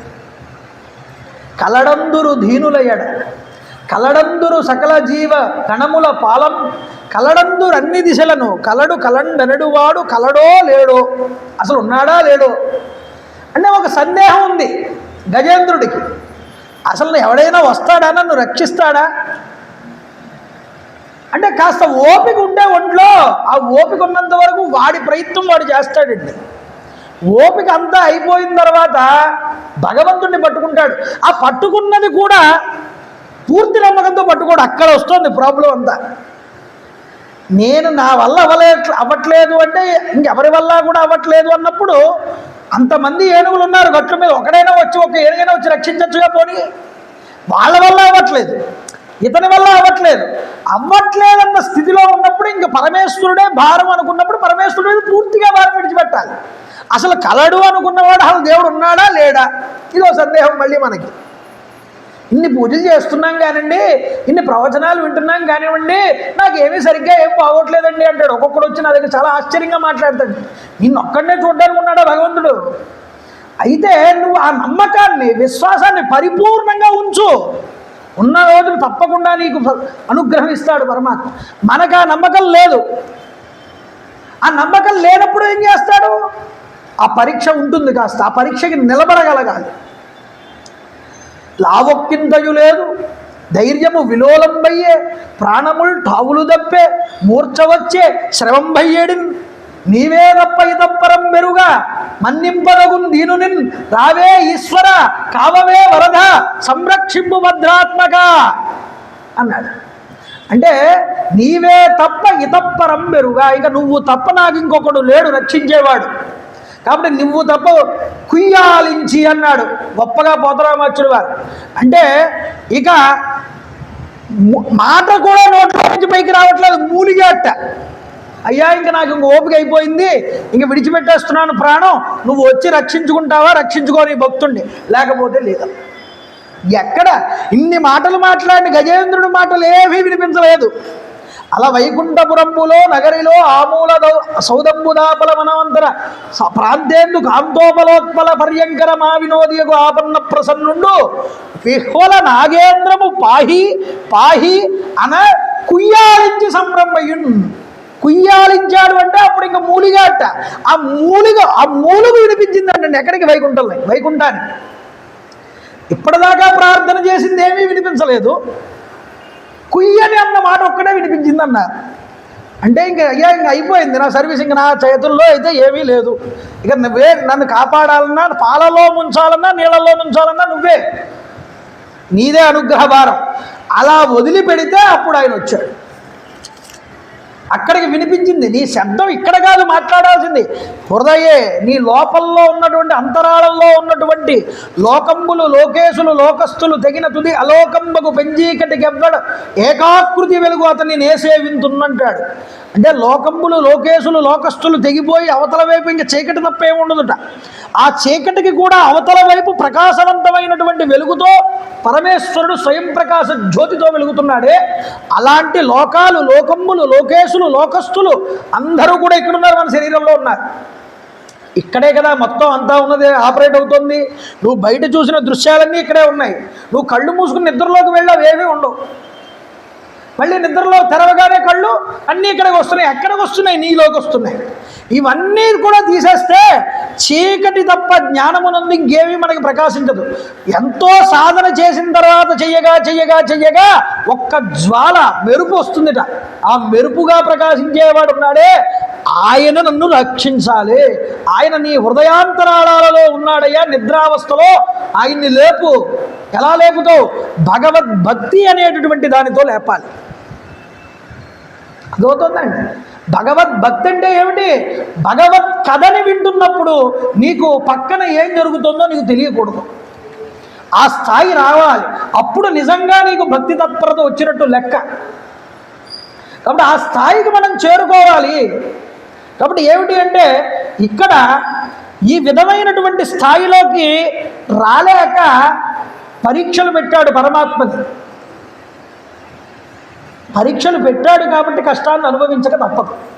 అందున లక్ష్మణుడు అంతటి భాగవతోత్తముడు నిలబడి ఉంటే కూర్చోవడానికి కుర్చీ వేయలేదు ఆయన. నేను ప్రభువులు మాట్లాడుకుంటున్నా ఒకటి కదా. అంటే తనని గౌరవించకపోయినా పర్వాలేదు, కానీ భగవద్భక్తులకి గౌరవం కనుక ఇవ్వకపోతే భగవంతుడికి ముందు కోపం వస్తుంది. భాగవతుల కంటే అంత విలువ. అందుకనే ఏకనాథ స్వామి వారి ఇంటిలో 13 సంవత్సరాలు ఊడిగం చేశాడు రంగయ్య అనే పేరుతో. రంగనాథ స్వామి వారు ఎందుకు చేశాడు? తన భక్తుడి కోసం చేశాడు, ఎవరి కోసమో కాదు. నువ్వు ఎవరితో చెప్పకుండా ఉంటాను అంటే నేను ఉంటాను, లేకపోతే వెళ్ళిపోతాను అన్నాడు. తెలిసిన తర్వాత చెప్పకుండా ఉండలేకపోయాడు. వాళ్ళ భార్య తిడుతూ ఉంటే పరమాత్మను తిడుతున్నావే అన్న భావంతో కోపం వచ్చి చెప్పేశాడు విషయాన్ని. నదికి వెళ్ళి తీసుకురారా నీళ్ళని చెప్పింది. నదికి వెళ్ళిన వాడు ఇంకా అటే వెళ్ళిపోయాడు తప్ప ఇంటికి రాలేదు. అంటే వచ్చిన వాడు పరమేశ్వరుడని చెప్పడం వల్ల ఇంక వెళ్ళిపోవాల్సి వచ్చింది. అప్పుడు తెలుసు ఏకనాథ స్వామి వారికి. అయినా సరే సేవ చేశాడు. నీకు నేను సేవ చెయ్యాలనుకుంటున్నానని. ఇప్పుడు పరమాత్మ భక్తుడి కోసం వస్తాడండి. ఆయా భక్తుడి కోసం నిలబడతాడు. వాడి ఇంటిలో కాపలాగా వస్తాడు కావాలంటే. తులసీదాసు గారు ఆయన ఇంట్లో రాత్రి 2 దొంగలు పడ్డారు. 2 దొంగలు పడి ఆయన దగ్గరే ఉంటాయి, ఆశ్రమంలో ఆయన దగ్గర ఏముండవు. ఆయన దగ్గర కాస్త కమండలాలు లేకపోతే కాస్త దండాలు పుస్తకాలు ఇవి ఉంటాయి. ఏవో ఒకటి అమ్ముకుంటే అంతో కొంత వస్తాయి కదా, ఏమీ లేవు, దొరకలేదు ఇక్కడ అని దొరికిన వాటిలో పట్టుకుని పారిపోదామని చూశారు. పారిపోదామని చూసి బయటకు వచ్చేటప్పటికి ఒక వ్యక్తి బాణం పట్టుకుని ఆకర్ణాంతం లాగా నిలబడి కనిపిస్తున్నారు. 2 ఎవరో బయట కాపలా పెట్టాడు. అయినా మనం తెలియకుండా ఇంట్లో దూరిపోయాం. ఇప్పుడు బయటికి వెళ్దామంటే అతను రెడీగా ఉన్నాడు కొట్టడానికి. మనం కాసేపు ఇక్కడే ఉందాం, కాసేపు వాడు పక్కకి తప్పుకున్నాక వెళ్దామని. కొంతసేపటికి బయటికి వెళ్తే మళ్ళీ అలాగే కనిపించాడు. ఈ లోపు తెల్లారింది. తులసీదాస్ గారు ఇద్దరు లేచి చూసేటప్పుడు వాళ్ళిద్దరూ ఇంట్లో నిలబడి ఉన్నారు. ఎవరు మీరని అడిగారు. మేము దొంగలు పడినా అన్నారు. మరి దొంగలు అయితే దొంగతనం చేసి ఇంట్లోంచి వెళ్ళిపోకుండా ఇక్కడ నిలబడి ఉన్నారు ఏమిటయ్యా? ఆశ్చర్యంగా అడిగారు. ఏం లేదండి, మీరు పెట్టుకున్నారు కదా బయట సెక్యూరిటీ గార్డు, వాడు మమ్మల్ని కొట్టడానికి సిద్ధంగా ఉన్నాడు రాత్రి నుంచి కూడా. వాడి చేతుల్లో దెబ్బతిన్నాగానే మీ చేతుల్లో దెబ్బలు తిన్న ఉచితం. వాడు అంత గంభీరంగా ఉన్నాడు బాణం పట్టుకుని. మీరు కొట్టినా మాకు అది ఇబ్బంది ఉండదు. అప్పుడు ఎవరు చూపించండి అన్నాడు. చూపిస్తే బయటకు వచ్చేటప్పటికి లేదు. అప్పుడు అర్థమైంది తులసీదాస్ గారు, ఓహో నువ్వు అదృష్టవంతుడురా, నీకు రామసాక్షాత్కారం జరిగింది కాబట్టి భగవంతుడి యొక్క అనుగ్రహాన్ని పొందారని వాళ్ళు భక్తులైపోయారు ఆ రోజు నుంచి. కాబట్టి తన భక్తుడిని తాను కాపాడుకుంటాడండి భగవంతుడు ఎప్పుడూ కూడా. కాబట్టి భక్తుడికి ఆ విశ్వాసం అనేటటువంటిది ఉన్నప్పుడు భక్తి యందు వాడు ఎప్పుడూ కూడా కృతకృత్యుడు అవుతాడు. అలాంటి భక్తులు జోలికి వెళ్ళిన వాళ్ళని అగౌరవపరిచిన మొదటి కోపం పరమేశ్వరుడు వస్తుంది. అందువల్ల దానికి వల్ల కూడా దెబ్బలు తినాల్సి వచ్చింది. నమ్మకం ప్రధానం అండి. గానిగాపుర క్షేత్రం గురించి మాట్లాడుతూ గురుచరిత్రలో ఒక మాట వస్తుంది. మహారాష్ట్రలో తుల్యాభవాని అమ్మవారిని ఒక అమ్మవారు, ఒక అతనికి కుష్ఠవ్యాధి వచ్చింది. కుష్ఠవ్యాధి వస్తే అమ్మవారిని ప్రార్థించాడు. ప్రార్థిస్తే ఆవిడ అన్నది, ఆవిడ ఇక్కడే చందలాదేవి అని ఒక ఆవిడ ఉన్నది అమ్మవారు, ఆవిడ దగ్గరికి వెళ్ళి నువ్వు ధ్యానం చేయి, నీకు తప్పకుండా ఇబ్బంది ఉండదు అనుకుని ఆవిడ చెప్తే అక్కడికి వెళ్ళి ధ్యానం చేయడం మొదలుపెట్టాడు. ధ్యానం చేయడం మొదలు పెడితే కొన్ని రోజులు అయిన తర్వాత చందలాదేవి కలలో కనిపించి ఈ కుష్ఠవ్యాధిగ్రస్తుడికి, అయ్యా భీమా అమరజా సంగమ ప్రాంతం దగ్గర గాణగాపురం అనే క్షేత్రం ఉన్నది, ఆ క్షేత్రం దగ్గర దత్తాత్రేయ స్వరూపంతో నృసింహ సరస్వతి స్వామి వారు ఇప్పుడు యతి రూపంలో ఉన్నారు, ఆయన దగ్గరికి వెళ్ళు, నీ కుష్టినంతటినీ ఆయన తీరుస్తాడు, రూపమాపుతాడని చెప్పింది ఆవిడ. వినాలిగా అమ్మవారు చెప్పినప్పుడు, నువ్వే తీర్చలేనప్పుడు ఆ సన్యాసి మాత్రం ఏం తీరుస్తాడమ్మా, నువ్వు తీరిస్తే నువ్వు తీర్చు, లేకపోతే మానేయన్న. అలా అని మళ్ళీ అక్కడే అమ్మవారిని సేవించడం మొదలుపెట్టాడు, ఉపాసన చేస్తున్నాడు. 2-3 సార్లు మళ్ళీ అమ్మవారు కల్లో కనిపించి అక్కడికి వెళ్ళు, లేకపోతే నీకు తగ్గదు అని 2-3 సార్లు చెప్పినా, నేను వెళ్ళను, నువ్వు తగ్గిస్తే తగ్గించి నేను ఆ యతి దగ్గరికి వెళ్ళను అన్నాడు. ఇలా కుదరదని ఆ గుడిలో ఉన్న అర్చక స్వామి అందు ఈవిడ ఆవహించి ఈ యొక్క కుష్ఠవ్యాధిగ్రస్తుడిని చితక కొట్టిందండి, అవతలకు గెండించేసింది. గెండించేస్తే బయటపడ్డాడు. అమ్మవారు చెప్పిన దాన్ని వినకపోవడం వల్లే నాకు ఈ గతి పట్టిందని కుంటుకుంటూ జాగ్రత్తగా కుష్ఠవ్యాధితో గాణగాపురం దాకా చేరుకున్నాడు. చేరుకుంటే గురువుగారు ఎక్కడున్నారు, సరస్వతి స్వామివారు, నృసింహ సరస్వతి స్వామివారు అంటే ఇక్కడే అమరజా సంగమ ప్రాంతం దగ్గర ఉన్నారు, శిష్యులతో వెళ్ళి దర్శనం చేసుకోండి అంటే అక్కడికి వెళ్ళాడు.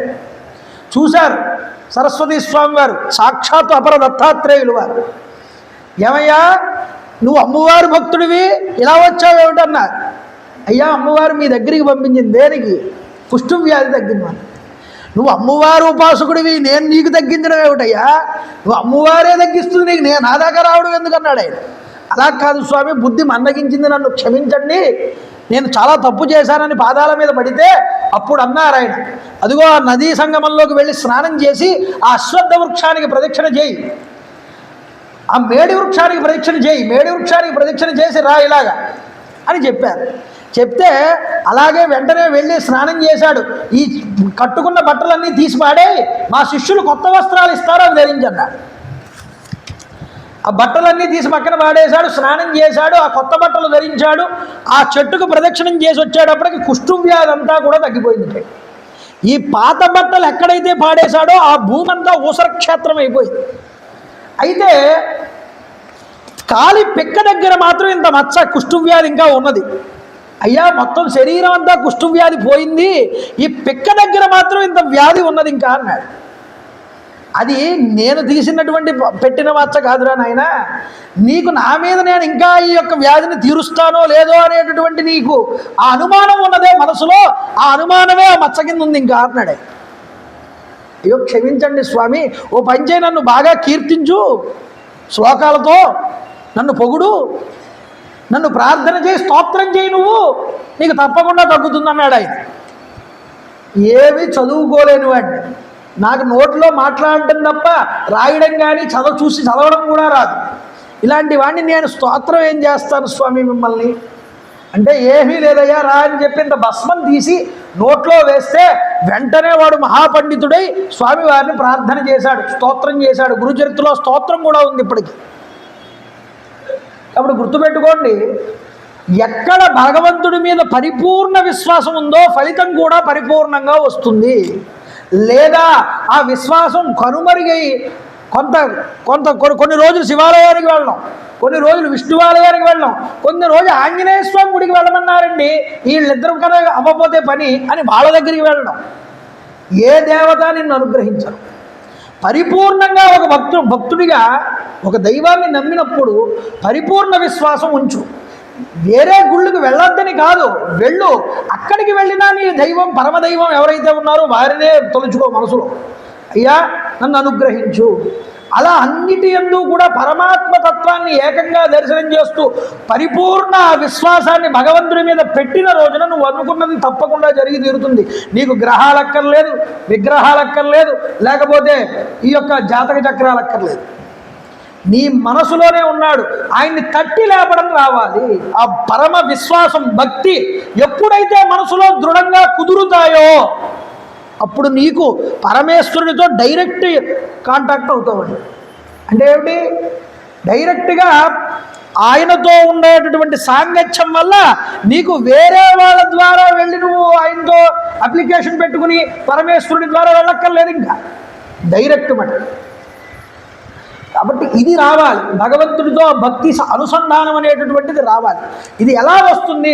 ఒక్క జ్ఞానం వల్ల మాత్రమే వస్తుంది. ఈ జ్ఞానం ఎవడి వల్ల కలుగుతుంది? సద్గురువుల బోధ వల్ల కలుగుతుంది. బోధ వినాలి, బోధని ఆచరణాత్మకం చేసుకోవాలి. ఎదుటి వారి యందు పరమాత్మ ఉన్నాడు, నాలో ఎలా ఉన్నాడో పరమాత్మ వాళ్ళ యందు కూడా ఉన్నాడు. సకల భూతముల యందు దయ కలిగి ఉండాలి. ఎవరి మన వల్ల ఇబ్బంది పడకుండా మనం బ్రతకాలి. అలా బ్రతికిన రోజు పరమేశ్వర అనుగ్రహం మన మీద పరిపూర్ణంగా పడుతుందని ఇక్కడ చూపించారు. కాబట్టి ఏమైంది అంటే, సరే ఇక బాధపడకు, నేను అభయం ఇస్తున్నాను నీకు. లక్ష్మణ, అక్కడ కనిపిస్తున్నటువంటి గజలతని ఇలా లాక్కురావయ్యా, పీక్కునన్నాడు. గజలత విస్తరించి ఉంది, నేల మీద పాకుతుందిగా లత, దాని అందరినీ పీక్కుని వచ్చాడు ఆయన. ఆ సుగ్రీవుడి మెళ్ళలో చుట్టు అన్నాడు. చుట్టారు. ఈసారి వెళ్ళవయ్యా అన్నాడు. ధైర్యంగా వెళ్ళు, ఇది నీ మెడలో ఉంటుంది కాబట్టి నాకు గుర్తుగా ఉంటుంది, నిన్ను కొట్టగా అప్పుడు నేను బాలిని సంహారం చేస్తాను. సరే బయలుదేరదాం పదమన్నా. బయలుదేరుతూ ఉంటే ఎలా ఉన్నాడు? కంఠమునందు అలంకృతమైనటువంటి ఆ పూలమాల సుగ్రీవుడు రాత్రి యందు నక్షత్రపంతి చేదావృతమైనటువంటి పున్నమి నాటి చంద్రుడా అన్నట్లుగా భాసిల్లుతున్నాడు అంటున్నాడు వాళ్ళు.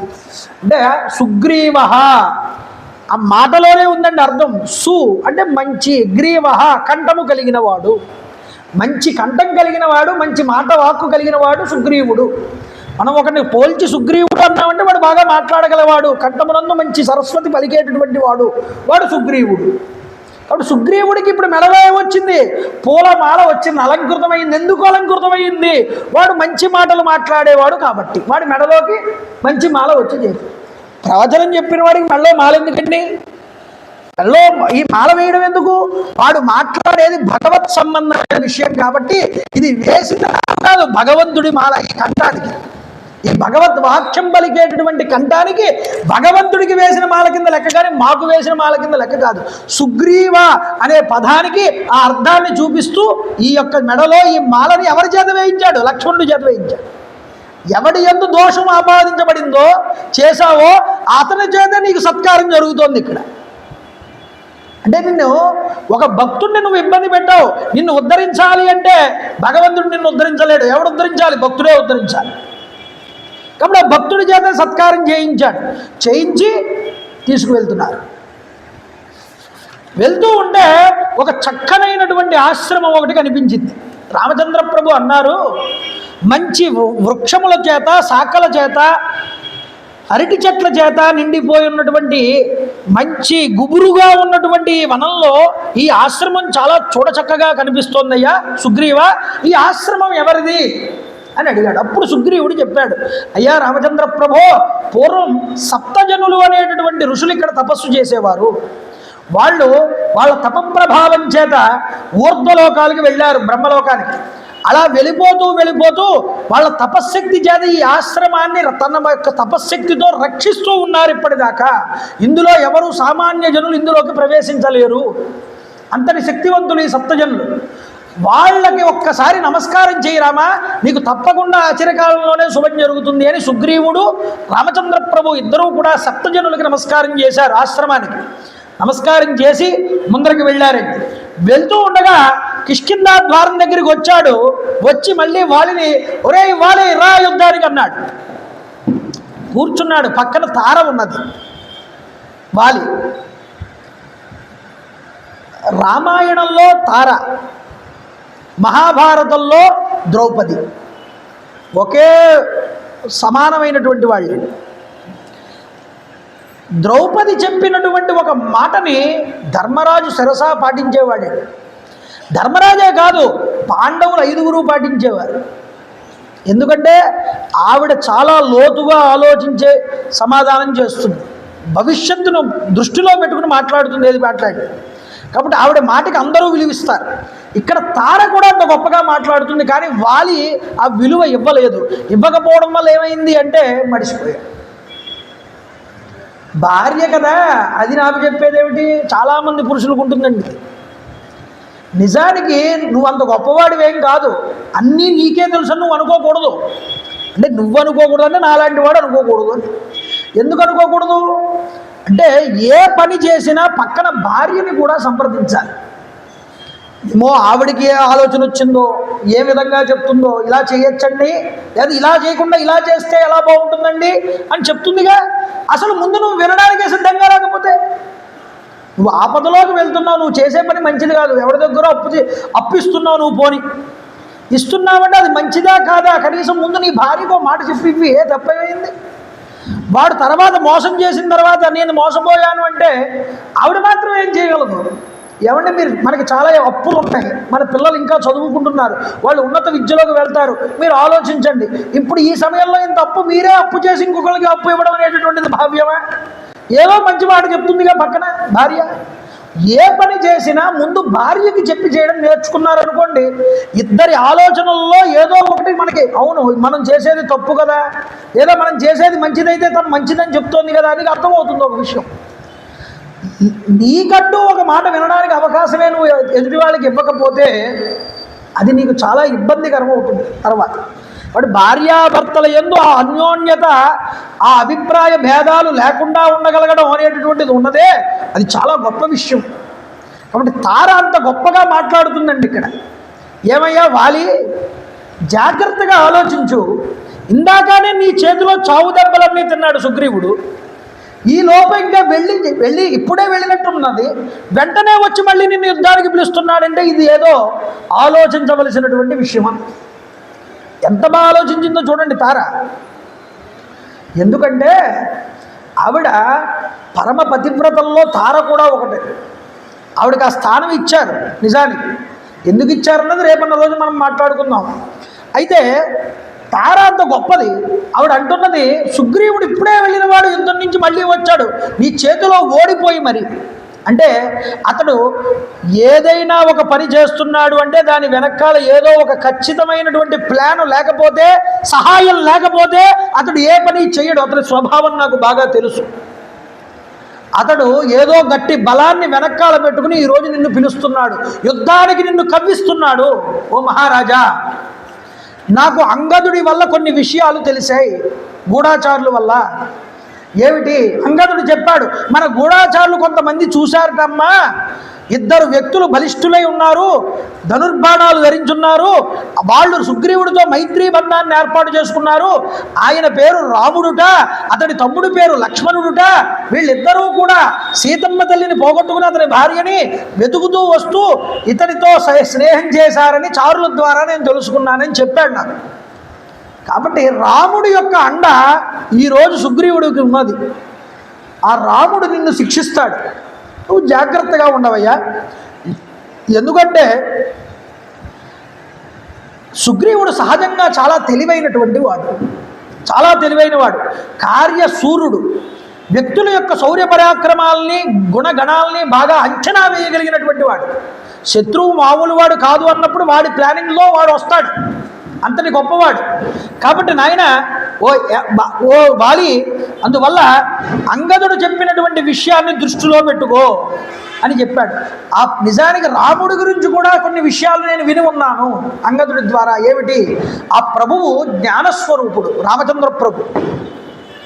అంతేకాదు వేదాలు మొదలగు సకల శాస్త్రాల విజ్ఞానాలలో కూడా కుదురైనటువంటి వాడు, అన్ని తెలిసినవాడు. తండ్రి ఆజ్ఞని పాలించడం యందు నిరతుడు. ఆపన్నులై వచ్చినటువంటి వాళ్ళని, శరణు వేడినటువంటి వాళ్ళని రక్షిస్తే కానీ ఆయన తన కార్యక్రమంలో కృతకృత్యుడు కాడు. కాబట్టి మాట ఇచ్చాడుట ఎవరికి? సుగ్రీవుడికి. నేను నిన్ను రక్షిస్తాను, వాలిని వధిస్తాను అని. కాబట్టి మాట ఇచ్చిన మాట కోసం ఎంత దూరమైనా వెళ్తాడు రాముడు. ఎందుకు చెప్పాడు ఆయనే, అప్యహం జీవితం త్యజ్యాం త్వాం వా సీతేశ లక్ష్మణాం. కావాలంటే నిన్నైనా విడిచిపెట్టేస్తాను సీత, లక్ష్మణున్నైనా విడిచిపెట్టేస్తాను, ఆడిన మాటని ఇచ్చిన మాటని మాత్రం తప్పను అన్నాడు. కాబట్టి ప్రతిజ్ఞ చేసి ఉన్నాడు సుగ్రీవుడికి, ఆ రాముడితో నీకు వైరం వద్దు అతని చేతిలో మడిసిపోతావు, గుర్తుపెట్టుకో. నేను ఏదో నిన్ను కించపరచడానికి ఈ మాటలు మాట్లాడట్లేదు వాలి. నాకు ప్రతిభిక్ష పెట్టమని, నాకు 5వ తనాన్ని నిలబెట్టమని నిన్ను వేడుకుంటున్నాను, ఇది గుర్తుపెట్టు అని బాధపడితే ఓ చిరునవ్వు నవ్వి వాళ్ళన్నట్ట, ఒసే పిచ్చిదానా, రాముడు నన్నెందుకు చంపుతాడు? రాముడికి నాకు ఎటువంటి వైరం లేదు కదా. కాబట్టి నేనైనా సుగ్రీవుణ్ణి నేనేమి చంపను, వాడిని కాస్త మందలిస్తాను, కొడతాను, బాగా కొట్టి మర్దించి వాడికి బుద్ధి చెప్పి విడిచిపెట్టేస్తాను, వాడిని ఏమీ నేను చంపను. అయినా రాముడు నన్నెందుకు చంపుతాడు? రాముడు నన్నెందుకు కూడా చంపాల్సిన అవసరం ఏమీ లేదు. దీని గురించి నువ్వు ఎక్కువ ఆలోచించకు. కాబట్టి నేను వెళ్తున్నాను, నువ్వు పంపిస్తావా పంపించవా? హారతి వీరతిలకం ఇమ్మన్నాడు. హారతి ఇచ్చింది, బాధపడుతోంది అప్పటికే. ఇదేదో చాలా తేడాగా ఉంది, ఈయనేమో విండు నా మాట. బయలుదేరాడు. చూడండి, సుగ్రీవుడు నాకు మిత్రుడే, నాకు సోదరుడే, కానీ ఇప్పుడు అతను నాకు శత్రువు కదా. కాబట్టి ఈ వచ్చి ఇంటికి ముందుకు వచ్చి అరుస్తున్నవాడిని నేను ఎందుకు ఉపేక్ష వహించాలి? కాబట్టి వెళ్తున్నానన్నాడు. బయలుదేరేటప్పటికి మళ్ళీ దూకాడు యుద్ధంలో. విపరీతమైనటువంటి యుద్ధం జరుగుతోంది ఇద్దరికీ కూడా. జరుగుతూ ఉండగా ఒకానొక క్షణంలో చావు దెబ్బలన్నీ కొట్టేస్తున్నాడు. మళ్ళీ కింద పడిపోతున్నాడు, లేస్తున్నాడు, ఇద్దరు కొట్టుకుంటున్నారు, పిడిగుద్దులు గుద్దుతున్నాడు. మల్ల యుద్ధం బీభత్సంగా జరుగుతోంది ఇద్దరి మధ్య. తొడలతో, కాళ్లతో, మోకాళ్లతో, మోచేతులతో గుద్దుకుంటున్నారు ఇద్దరు కూడా. ఇక తట్టుకోలేకపోయాడు సుగ్రీవుడు. బాధ. రాముడు ఎప్పుడు వస్తాడా, ఎప్పుడు బాణం వేస్తాడా అని రాముడు ఉన్న వైపు తిరిగి చూస్తున్నట్టు. రాముడు ఇది చూశాడు.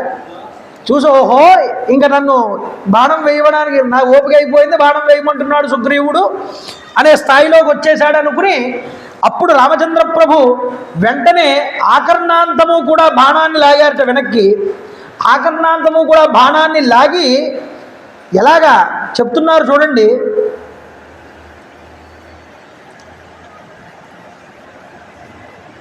నచకార్యో విషాదస్తే రాఘవం ప్రతిమృచ్యతే ధర్మజ్ఞస్య కృతజ్ఞస్య కథం పాపం కరిష్యతి యయాతిమివ పుణ్యంతే దేవలోకాని హాచ్యుతం ఆదిత్యమివ కాలేన యుగాంతే భూమిపాతితం దధార హరిముఖ్యస్య ప్రాణాం స్తేజ శ్రియంతి చ శక్రదత్తా వరమాల కాంచనీ వజ్రభూషిత. ఏమిటి? చేతిలో మెడలో ఇంద్రదత్తమైనటువంటి హారం ఉన్నదిట. ఆ హారం వేసుకుని యుద్ధం చేస్తున్నటువంటి వాలిని చెట్టు చాటు నుంచి వ్యూఢలస్కం మహాబాహుం దీప్తస్యం హరిలోచనం లక్ష్మణానుచరో రామ దదర్శాప. వెంటనే బాణం ఎప్పుడైతే లాగి ఆకర్ణాంతము కూడా విడిచిపెట్టాడో, ఇలా విడిచిపెట్టగానే ఆ శరం వేగంగా వెళ్ళి వాలి యొక్క హృదయంలోకి దిగింది. వాల్మీకి చెప్పడం ఎంత గొప్పగా చెప్తాడో చూడండి.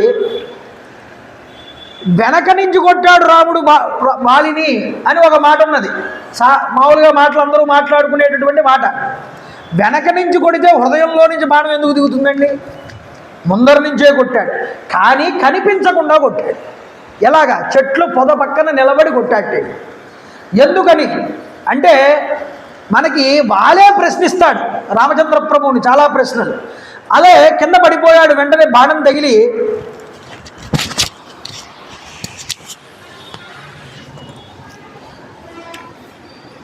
కింద పడిపోయినా శరీరంలో తేజస్సు మాత్రం పోలేదుటండి.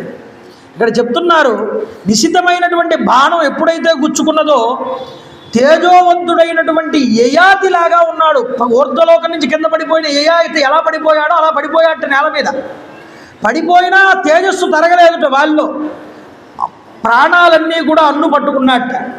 చూడండి చెప్తున్నారు ఇక్కడ, ఎప్పుడైతే వాలి దుష్కర్మ చేసి ఇంతటి పాపం చేసి ఉన్నాడో దానికి శిక్ష రామచంద్ర ప్రభు విధించారయ్యా. అంతేగాని వాలి మీద ఆయనకి ఏదో కోపం ఉందనో అతని మీద కక్ష ఏదో ఉన్నదనో వచ్చి చంపలేదు. అతడు తప్పు చేశాడు కాబట్టి రామచంద్ర ప్రభు చేతిలో శిక్షించబడ్డాడు. రమారమణ గోవింద గోవింద. వాలి భూమి మీద పడ్డాడు. రాముడు దగ్గరకు వచ్చాడు, ఎన్నో ప్రశ్నలు వేశాడు. ఇది న్యాయమా? నువ్వు నన్ను చంపచ్చా? ఇప్పటికీ చాలామంది రామాయణం చదివి గొప్ప గొప్ప వాళ్ళు కూడా ఏమోనండి వాలిని చంపేటటువంటి విషయంలో మాకు ఇంకా అసంతృప్తిగానే ఉన్నది రాముడు చంపడం అని అంటూ ఉంటారు. వాల్మీకి యొక్క రచనా సంధానాన్ని మనం అర్థం చేసుకోవాలి. కొన్ని చెప్పడు వాల్మీకి, వదిలిపెడతాడు మనకే. రాముడి మనస్తత్వం మనం తెలుసుకుని వాల్మీకి హృదయాన్ని మనం పట్టుకుంటే అసలు ఇక్కడ అడిగిన ప్రశ్నలన్నింటికి మనకి సమాధానం దొరుకుతుంది. ఎందుకంటే రాముడు కొన్ని ప్రశ్నలకి సమాధానం చెప్పలేదు, వాళ్ళు అడిగిన ప్రశ్నలకి కొన్నింటికి చెప్పాడు. ఆ చెప్పనమేమిటి, రాముడు ఎందుకు చెప్పలేదు, చెప్పినమేమిటి, ఇది తెలుసుకోవాలి. అందువల్ల ఆయన అసలు ముందు చెప్పనమేమిటో తెలుసుకుందాం. రాముడు సమాధానం చెప్పలేదన్నానుగా కొన్నింటికి, ఆ చెప్పని ప్రశ్నలు ఏమిటి, దానికి సమాధానాలు ఏమిటో చూద్దాం. వాల్మీకి ఎందుకు చూపించలేదో మనకు అర్థమవుతుంది. ఏమండి, మొట్టమొదటి ప్రశ్న ఏమిటంటే, రామ నువ్వు నాకు కనబడి యుద్ధం చేసినట్లయితే నిన్ను ఈ పాటికి యమలోకానికి పంపించేవాడిని అన్నాడు. దానికి రామచంద్ర ప్రభు సమాధానం చెప్పలేదు. ఎందుకు చెప్పలేదు అంటే దీనికి సమాధానం చెప్తున్నారు. వాల్మీకి మహర్షి ఎంతో గొప్పదైనటువంటి రచనా వైచిత్రాయనిది. వాలికి ఎదురుగా వెళ్ళి యుద్ధం చేస్తే ఏమిటి, ఇతడిలో ఉన్న సగం బలం వాలికి వెళ్ళిపోతుంది అని బ్రహ్మగారి వరం ఉన్నది. బ్రహ్మగారి వరం ఉన్నప్పుడు రాముడు ఎదురుగా వెళ్ళి యుద్ధం చేశాడే అనుకోండి, ఈయన బలం ఏమైనా వెళ్తుందా? నిజానికి ఆయన ధర్మాత్ముడు, ఆయనకు అన్నీ తెలుసు. ఎదురుగా వెళ్ళి యుద్ధం చేస్తే అతన్ని ఎవరూ కొట్టలేరు. అది ఆ విషయాన్ని సుగ్రీవుడు కూడా చెప్పాడు. బ్రహ్మగారి మాటకి గౌరవం ఇవ్వాలి కాబట్టి ఆయన ఇచ్చినటువంటి ఆ వరానికి ఓ గౌరవం ఇవ్వాలిగా. పెద్ద తరహాగా ఒక వ్యక్తి ఉన్నారంటే ఆయనకి ఆ స్థానం ఇవ్వాలి, ఆ గౌరవం ఇవ్వాలి. ఆయనకి గౌరవం ఇవ్వడం కోసం ఆయన వరాన్ని మన్నించి పక్క నుంచి నిలబడి బాణం కొట్టాడు, ఎదురుగా వెళ్ళలేదు. ఇది మొదటిది. బ్రహ్మగారి వరం ఉంది కదా నీకు, అందుకునే కొట్టలేదు అని ఇప్పుడు మాట్లాడకూడదు, ఎందుకంటే ఆయన మానవుడిగా ఉన్నాడు. అందువల్ల దానికి సమాధానం అందుకునే చెప్పలేదుటండి రాముడు సమాధానం చెప్పలేదంటే దాంట్లో ఏదో అర్థం ఉంటుంది, అది మనకి తెలియాలి. విడిచిపెట్టాడు రాముడి మన స్వభావాన్ని గుర్తించండి అయ్యా మీరు అని మనకు వదిలిపెట్టాడు దాన్ని వాల్మీకి. ఇక రెండో ప్రశ్న చూడండి, ఎట్టి వైరము లేనటువంటి ఉదాసీనులమైనటువంటి మా యందు నువ్వు ప్రదర్శించిన పరాక్రమం అపకారి అయినటువంటి రావణాసురుడు యందు ప్రదర్శించి ఉంటే బాగుండేది. మా మీద ప్రదర్శించడం ఎందుకు నీ ప్రతాపం, వానరుల మీద? నీ భార్యను ఎత్తుకుపోయిన రావణాసురుడి మీద చూపించాల్సింది ఈ పౌరుషం ఏదో అని అన్నట్టు. దానికి రాముడు సమాధానం చెప్పలేదు. ఎందుకు చెప్పలేదు అంటే రావణాసురుడు ఎక్కడ ఉన్నాడో ఇంకా రాముడికి తెలియదు. తెలిసిన రోజున ఆటోమేటిక్గా వెళ్ళి యుద్ధం చేస్తాడు. దానికన్నా ముందు వచ్చింది ఈ యొక్క వాలి వధ. తర్వాత జరిగే సన్నివేశం గురించి ఇప్పుడు మాట్లాడతాడేమిటి అంటే దెబ్బ తగిలినటువంటి ఆ యొక్క బాధలో ఏం మాట్లాడుతున్నాడో అతనికి అర్థం కావట్లేదు. కాబట్టి ఇది అప్రస్తుతమైనటువంటి ప్రశ్న. తర్వాత జరగవలసిన విషయం గురించి ఇప్పుడు మాట్లాడతాడేమిటయ్యా, అప్పుడు ఎలాగో జరుగుతుంది. అది అర్థమవుతుందా మీకు? ఒక్కొక్కడు ఉంటాడండి, తెలివిగా మాట్లాడతాడు అనుకుంటాడు. నిజానికి ఒరే ఒక 10,000 అప్పు కావాలని వచ్చాడు అనుకోండి, ఒరే ఇంతకు ముందేరా జస్ట్ నా స్నేహితుడికి ఒకడు వచ్చాడు వాడికే ఇచ్చాను, నువ్వు వచ్చుంటే ముందు నీకే ఇచ్చేవాడిని అంటాడు. వాడు రాడు, వీడు ఇవ్వడు. వాడు వచ్చాడు కాబట్టి ఆ ప్రశ్న వేయాలి కాబట్టి తప్పించుకోవడానికి ఆ మాట చెప్పాడు. అలాగే ఇక్కడ వాలి నువ్వు రావణాసురుడి మీద చూపించాల్సింది ఇదేదో శక్తి. ఆయనకి తెలిస్తే చెప్తాడు, వెళ్ళి చంపుతాడు. ఇంకా తెలియలేదు, తెలిసిన వెంటనే తర్వాత నెక్స్ట్ ఆయనే. తర్వాత జరిగే విషయాన్ని ఇప్పుడు చెప్పడం అప్రస్తుతం కాబట్టి దాని గురించి మాట్లాడలేదు రాముడు. ఇక మూడవది చూద్దాం. అసలు నువ్వు సుగ్రీవుడి దగ్గరికి కాదు, నా దగ్గరికి వచ్చి ఉంటే నీ దగ్గరికి ఆ 10 తలకాయల రావణాసురుడిని నా భుజం కింద పెట్టి నలిపి సీతను వెంటనే తీసుకొచ్చి నీ చేతిలో పెట్టేవాడిని. ఇవన్నీ కూడా ఎందుకు నీకు అంటే అసలు దీనికి సమాధానం చెప్పలేదు రామచంద్ర. అసలు ఇది రామచంద్ర ప్రభు సమ్మతమే కాదు. ఎందుకనండి, నువ్వు నా దగ్గరికే వచ్చి ఉంటే సీతను తెచ్చిస్తానన్నావు అనే మాట ఉన్నదే, ఇది రామచంద్ర ప్రభు యొక్క పరాక్రమాన్ని చాలా తక్కువ చేసి మాట్లాడు. నిజాన్ని రాముడు తన పరాక్రమం చేత తాను పోగొట్టుకున్న వస్తువుని తనకి తానుగా సంపాదించుకునేటటువంటి శక్తి లేనప్పుడు కదా వాళ్ళని అడగడం. తనకి శక్తి ఉన్నప్పుడు ఆయన అడగాల్సిన పనే ఉంది నిజానికి. అందున అధర్మాత్ముడిని అస్సలు అడగడు రామచంద్ర ప్రభు. అందుకనే సుగ్రీవుడిని అడిగాడు, ఇందులో మీ ఇద్దరిలో ఎవరిది తప్పో తెలుసుకోవాలి, అసలు జరిగింది ఏమిటో చెప్పండి.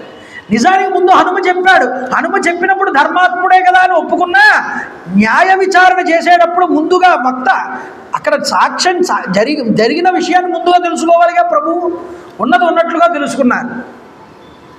తెలుసుకుని అప్పుడు శిక్ష వేశాడు. కాబట్టి అపరాధిని, అధర్మాత్ముడిని వెళ్ళి సహాయం అడగడు రాముడు ఎప్పుడూ కూడా. అందువల్ల ధర్మాత్ముడు కాబట్టి సుగ్రీవుడు ధర్మాత్ముడి వైపు నిలబడ్డాడు. నేను నిన్ను అనుగ్రహిస్తానన్నాడు. కాబట్టి ఈ ప్రశ్నకు కూడా సమాధానం అందుకు చెప్పలేదండి రామచంద్రుడు. ఇక చెప్పిన వాటికి సమాధానం ఏమిటో చూద్దామంటే, మొదటి ప్రశ్న ఏమన్నాడంటే, విషయేవా పురేవాతే యథాపాపం కరోమ్యహం నచత్వా అవజానేహం కస్మత్వం హంసకిల్బిషం. నీ దేశంలో కానీ నీ పట్టణంలో కానీ నేను నివసించలేదు. అలాంటప్పుడు నేను ఏ పాపం చేయలేనప్పుడు కందమూలాలు తింటున్నటువంటి ఈ అరణ్యంలో నివసించేటటువంటి వాడిని నన్ను నువ్వు ఎవరితోనో పోరాడుతూ ఉంటే నువ్వు వచ్చి మధ్యలో నన్ను చంపడం ఏమిటి? ఇది ఎంతవరకు ధర్మం చెప్పన్నాడు. రామచంద్ర ప్రభు అన్నారు, ఇక్ష్వాకూణాం ఇయం భూమి సశైల వనకానన మృగపక్షి మనుష్యాణం నిగ్రహ ప్రగ్రహ అపి. ఈ భూమండలం అంతా కూడా ఇక్ష్వాకు వంశ ప్రభువులది. ప్రస్తుతం ఈ భూమండలాన్ని ఆ తమ్ముడైనటువంటి భరతుడు పరిపాలన చేస్తున్నాడు. ఆ భరతుడి యొక్క ఆజ్ఞ తీసుకుని నేను వనాలన్నింటినీ పరిపాలిస్తున్నాను. వన్యానాం అహమపి రాజరాట్ వనే మృగాణామని నేను మాట తీసుకున్నాను నా భరతుడి దగ్గర. అందువల్ల వనాలలో ఉండేటటువంటి జంతువుల్ని, పశుపక్షాదుల్ని కాపాడవలసి, రక్షించవలసినటువంటి బాధ్యత నా మీద పెట్టాడు ఈ యొక్క భరతుడు. అందువల్ల నా యొక్క రాజ్యంలో ఎవరైనా తప్పు చేస్తే శిక్షించాల్సిన బాధ్యత నాది. కాబట్టి నా ప్రజవి నువ్వు, కాబట్టి నువ్వు తప్పు చేశావు కాబట్టి నేను నిన్ను సంహారం చేశాను. రామచంద్ర చూడండి, అందున నువ్వు చాలా అధర్మాత్ముడు. ఎందుకో చెప్పమంటావా? లోకంలో జ్యేష్ఠోభ్రాత పితా చైవ యశ్చ విద్యాం ప్రయచ్చతి త్రయస్తే పితరోజ్ఞేయ ధర్మే చ వదివర్ధిన. లోకంలో ఇంటికి పెద్ద కుమారుడు ఎవడైతే ఉంటాడో వాడు తండ్రితో సమానం. గురువు, చదువు చెప్పిన గురువు తండ్రితో సమానం. అలాగే కన్న తండ్రి తండ్రితో సమానం. వీళ్ళ ముగ్గురు తండ్రుల కింద పిలువబడతారయ్యా. అలాగే సోదరుడు, అలాగే సోదరుడితో పాటుగా గురుభక్తి కలిగినటువంటి శిష్యుడు, అలాగే సొంత కొడుకు, వీళ్ళ ముగ్గురు కొడుకుల కింద లెక్క. ఇప్పుడు నీ తమ్ముడు నీకు పుత్రుడి కింద సమానం.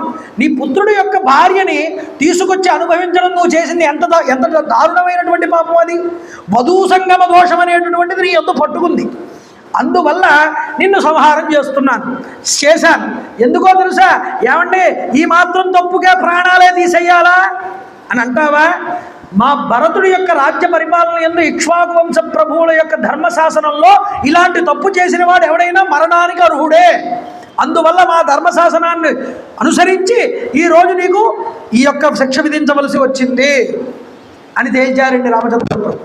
అంటే రెండో ప్రశ్నలో ఆయన అడుగుతున్నాడు, ఏమయ్యా సరే అయితే నతే స్వపచితి ధర్మేనార్దే బుద్ధిరవస్థిత ఇంద్రియై కామవృత్తస్వన్ కృష్యసే మనుజేశ్వర. నీవు ధర్మమందు కానీ అర్థమునందు కానీ నీకు ఒక నిర్ణయ బుద్ధి లేదు రామా అన్నట్టు. అసలు నీకు ధర్మం అంటే ఏమిటో తెలియదు అన్నాడు రాముణ్ణి. అంటే బాధ, శరీరాన్ని విడిచిపెట్టుతున్నప్పుడు ఆ బాధ ఉంటుందిగా. నీకు నిర్ణయ బుద్ధి లేదు. కోరిన కోరిక కొద్దీ నీకు ఏ కోరికలు అయితే ఉన్నాయో కోరికల కొద్దీ నువ్వు నడిచేటటువంటి వాడివి. ఇలాంటి వాడివి నువ్వు అని రామచంద్ర ప్రభువుని అంటే ఆయన సమాధానం చెప్పారండి. ఏమయ్యా, ధర్మం అనేటటువంటిది సూక్ష్మమైనది. అది గురు శుశ్రూష చేసి ఆచార్య పురుషుల ద్వారా నేర్చుకుంటే కానీ దాని యొక్క ధర్మం అంటే ఏమిటో, దాని విశేషం అంటే ఏమిటో, దాని స్వరూపం అంటే ఏమిటో పూర్తిగా అర్థం కాదు. ఇలాంటి ధర్మం నీకు చెప్పినా నీకు అర్థం కాదు. ఏమయ్యా, కాబట్టి ఓ వాలి, ఇంద్రియ చాపల్యం కలిగిన వాడివి నువ్వు, చపల వానరుడివి. చపలుడు అయినటువంటి వానరులు సాంగత్యంతో నీకు ధర్మం ఎలా తెలుస్తుంది? ధర్మం గురించి నువ్వు మాట్లాడుతున్నావు. నువ్వు ధర్మం అంటే నువ్వు వానరులతో తిరుగుతావు. వానరులతో తిరిగేటటువంటి వాడికి, అహంకారపూరితంగా ఉన్నవాడికి, ఆశ్చర్యంతో ఉన్నవాడికి ధర్మం గురించి తెలియదయ్యా. కాబట్టి అందులోనూ నువ్వు చపలం చలితేంద్రుడివి, అంటే చలన బుద్ధి కలిగిన వాడివి. నీ బుద్ధి అన్నప్పుడు కూడా ఒక స్థిరత్వం ఉండదు. అలాంటి వాడికి ధర్మం గురించి ఏం తెలుస్తుంది అని అన్నారు. అంతేకాదు, గుడ్డివాడు నడిస్తే గుడ్డివాడితో మిగతా వాళ్ళందరూ నడిస్తే మార్గం ఏమైనా తెలుస్తుందా? తెలియదు. అందువల్ల వాడు ఏ వైపు తీసుకెళ్తే మీరందరూ ఆ మార్గంలోకి వెళ్ళాల్సిందే తప్ప మరొకటి లేదు. అందువల్ల అంధకారంలో ఉన్నావు నువ్వు అని వారిని మందలించారు రామచంద్ర ప్రభు. ఇక మూడో ప్రశ్న, అధార్యం చర్మమే సద్వివి రోమాన్య స్థితవర్జితం. నా చర్మం కానీ, నా గోళ్ళు కానీ, నా మాంసం కానీ ఎందుకు పనికిరావు కదా, అలాంటప్పుడు నువ్వు నన్ను ఎందుకు శిక్షించావు? ఎందుకన్నారంటే, నువ్వు అరణ్యాలలో తిరిగేటటువంటి వాడివి, నువ్వు అరణ్యాల్లో తిరిగేటటువంటి మృగానివి, నువ్వు నన్ను వేటాడుతూ ఎప్పుడైనా రాజులు శిక్షార్హుల్ని చంపడానికి వస్తున్నప్పుడు మేము వస్తున్నాం, నిన్ను పట్టుకుంటున్నాం, నిన్ను శిక్షిస్తున్నాం అని ముందుగా చెప్పి వస్తారా? చెప్పి రారు. చెప్పకుండానే వచ్చి జాగ్రత్తగా వాడిని వల వేసి ఉచ్చు వేసి పట్టుకుని తీసుకువెళ్తారు. అలాగే నన్ను చంపడానికి వల వేసి ఉచ్చు వేసి వేటాడి సంహారం చేయవచ్చు అంటున్నావు కాబట్టి అసలు నన్ను చంపడానికి నీకు అధికారం ఎలా ఉంటుంది వేటాడడానికి? అంటే 5 గోళ్ళు ఉన్నటువంటి జీవులు కొన్నే ఉన్నాయి. ఆ కొన్ని జీవులనే తినడానికి అర్హత ఉన్నది, మిగతా జీవులను చంపడానికి వీలు లేదు వేట ఎందు కూడా. ఏమిటవి? ముళ్ళపంది, వరాహము, ఉడుము, కుందేలు, తాబేలు. ఈ 5ంటినే చంపొచ్చుట వేట ఎందు కూడా. 5 గోళ్ళు ఉన్నటువంటి జీవుల్లో మిగతా వాటిని చంపకూడదు, వాటి మాంసం ఎందుకు ఉపయోగపడదు.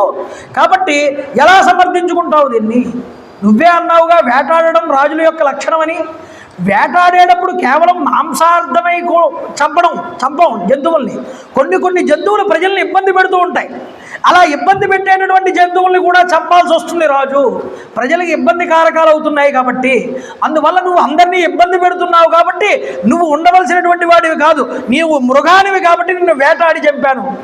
వేటాడేటప్పుడు డైరెక్ట్గా వెళ్ళి చంపక్కర్లేదండి, చెట్టుచాటు నుంచి కూడా వెళ్ళి చంపచ్చు. నువ్వు మృగానివి కాబట్టి చెట్టుచాటు నుంచి చంపాల్సి వచ్చిందంట.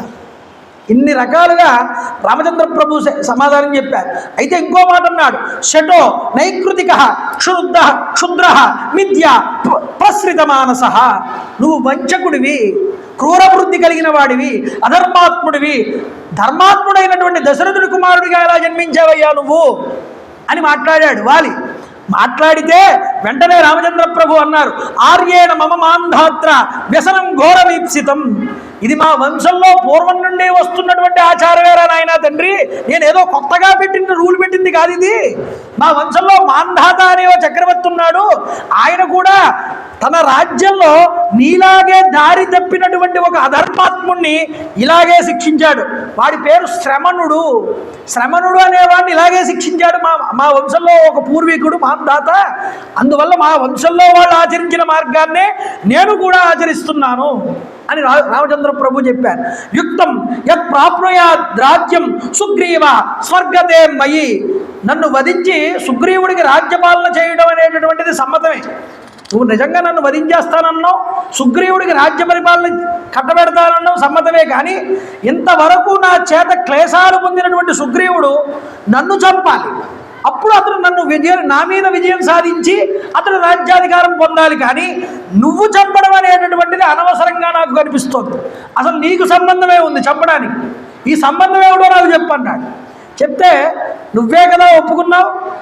రామచంద్ర ప్రభు అంటున్నారు, సుగ్రీవేణ చమే సఖ్యం లక్ష్మణేన యథా తథా. ఏమయ్యా, సుగ్రీవుడు నిన్ను వధించడం న్యాయమే అని నువ్వు అన్నావు. అంటే చంపితే సుగ్రీవుడు నన్ను చంపాలి, లేకపోతే నన్ను ఓడించాలి. ఓడించినప్పుడు కదా అతనికి రాజ్యాధికారం. నువ్వు నన్ను చంపడం ఏమిటి? నీకు సంబంధం ఏముంది? సుగ్రీవుడు నిన్ను చంపడం మంచిదేనని నువ్వు అంటున్నావు, ఇది ధర్మమేగా? అంటే అవును ధర్మమే అన్నాడు. సుగ్రీవుడు నిన్ను చంపడం ధర్మమే అన్నప్పుడు నేను కూడా నిన్ను చంపడం ధర్మమే అన్నాడు రాముడు. ఎందుకు అంటే, సుగ్రీవుడు నేను అగ్నిసాక్షిగా మైత్రీ బంధాన్ని ఏర్పాటు చేసుకున్నాం. నాకు అతడు మిత్రుడు కింద కాదు, సోదరుడి కింద కూడా వరుస అవుతాడు. ఇక ఒకసారి స్నేహంలోకి వెళ్ళిన తర్వాత నాకు లక్ష్మణుడు ఎంతో, నీ సోదరుడైనటువంటి సుగ్రీవుడు కూడా అంతే. నా తమ్ముడు కష్టాల్లో ఉన్నప్పుడు కాపాడాల్సిన బాధ్యత నాకున్నది కాబట్టి నా తమ్ముడి బదులు నేను యుద్ధం చేశానన్నాడు రామచంద్రుడు. ఈ విధంగా చెప్పేటప్పటికీ నేను మాట ఇచ్చాను అందులో నీ తమ్ముడికి, నిన్ను సంహారం చేస్తానని. ఇచ్చిన మాట ఎప్పుడు ఈ రాముడు తప్పడు. రామవద్ వర్తితవ్యం రామోద్విర్నభిభాషతే. రాముడికి 2 మాటలు మాట్లాడటం తెలియదన్నాడు. ఎంత చక్కటి ధర్మాన్ని చూపించారు చూసారా. ఈ మాట చెప్పేటప్పటికి 2 చేతులు పెట్టి నమస్కారం చేసేటండి. చేసి ఎవరు వాళ్ళంతటి వాడంటున్నట్ట, అయ్యా మహానుభావ, యత్వమాత్మ నరశ్రేష్ఠ తతద్దైవాన సంశయ, నీ వాక్యాల్లో ఉన్నటువంటి ధర్మ నిశ్చయాన్ని నేను గ్రహించానయ్యా రామ. అంతేకాదు నీ యొక్క మాట, నీ ప్రవర్తన అన్నీ కూడా దోషం లేనటువంటివని నేను గ్రహించాను. అయ్యా దోషులు పెట్టి ప్రార్థించాట, ప్రమాద బుద్ధితో పలికినటువంటి నా దూషణలు ఏవైతే ఉన్నాయో, యథయుక్తం మయా పూర్వం ప్రమాద దుఃఖం అప్రియం, అప్రియంగా మాట్లాడాను, చాలా దూషించాను నిన్ను. ఇవన్నీ నీ మనసులో పెట్టుకోకయ్యా మహానుభావ. ధర్మద్రోహినైనటువంటి నన్ను నువ్వు శిక్షించడం అనేటటువంటిది సబబే, దాన్ని నేను అంగీకరిస్తున్నాను. కాబట్టి నేను నిన్ను ఒకటి కోరుకుంటున్నాను. ఏమిటి అంటే, నువ్వు లక్ష్మణుణ్ణి సుగ్రీవుణ్ణి ఎలా చేరదీశావో, ఎలా రక్షిస్తున్నావో, రేపన్నటి రోజున నా కుమారుడైనటువంటి అంగదుడిని కూడా నువ్వు అలా రక్షించి కాపాడవని నేను కోరుకుంటున్నానని కోరుకుంటే, నాకు సుగ్రీవుడు అంతటి వాడు, అంగదుడు కూడా అంతటి వాడే అని మాటిచ్చారండి రామచంద్రపురం. ఇప్పుడు కొట్టించుకున్న వాలికి సంశయం తీరిపోయింది. అయ్యా నువ్వు నిజానికి ధర్మాత్ముడని నమస్కారం పెట్టాడు. చెప్పిన వాల్మీకి కూడా సంశయం లేదు. ఎటొచ్చి సంశయాలు కలిగాయి ఎవరికి అంటే మనకి. ఎందుకంటే రాముడు ఎక్కడైనా అధర్మం చేశాడా అని లొసుగులు వెతుకుతాం కాబట్టి చూసి. రాముడు నడిచిన మార్గం ధర్మం తప్ప అధర్మం లేదని ముందే చెప్పాడు వాల్మీకి రాస్తూనే గ్రంథం. అది నీకు విశ్వాసం లేదు, అందువల్ల లొసుగులు వెతుకుతున్నావు. అందుకనే రామాయణంలో పిడకల వేట, రామాయణంలో ఎన్నో రకాలైనటువంటి పెడార్థాలు పెడుతూ ఎన్నో పుస్తకాలు వచ్చాయి. అవన్నీ చదివినవాడు ఇవి నిజమనుకుంటాడు. కాదురా, శాస్త్రం ధర్మం చాలా సూక్ష్మమైనది. బయటికి అది చెడు కింద కనిపిస్తుంది, కానీ అది చేసిన దాని వెనక ఎంతో ధర్మ సూక్ష్మం దాగి ఉంటుంది. అది గురువుల యొక్క మాట ద్వారా, ఆచార్యుల యొక్క బోధ ద్వారా మాత్రమే తెలుస్తుంది తప్ప, నన్ను నిజమేనేమో రాముడు నిజంగానే చెట్టుచాటు నుంచి చంపాడు, ఎంత అన్యాయం, ఇది ధర్మం కాదురా నాయన. ధర్మాన్ని సరిగ్గా తెలుసుకో, ఏం జరిగిందో పూర్తిగా విచారణ చేయి. నీకు సందేహం వస్తే గురువుల దగ్గరికి వెళ్ళు, తేల్చుకో. కానీ తెలియకుండా అపనింద వేయడం అనేటటువంటిది చేస్తే వాడు పశ్చాత్తాపపడక తప్పదు జీవితంలో. ఇప్పుడు గ్రంథం రామస్య అయనం అని ఉపయోగించాడంటే వాల్మీకి, ఆయన నడిచిన మార్గం ధర్మ మార్గం కాబట్టి, అంతకన్నా గొప్ప ధర్మం మరొకటి లేదు. కాబట్టి వాలికే సందేహం లేదు, నీకెందుకయ్యా? వాలిని ఎలా కొట్టాడన్న దాని మీద. కాబట్టి రాముడు అన్నింటికీ సమాధానం చెప్పాడు. చెప్పని సమాధానాలు ఉన్నాయి అంటే దానికి ఆల్రెడీ అవి అసందర్భమైనటువంటి ప్రశ్నలు కాబట్టి విడిచిపెట్టాడు రాముడు. వాల్మీకి రాముడి తత్వాన్ని తెలుసుకోవాలని మనం, రాముడు ఎక్కువ మాట్లాడాడు.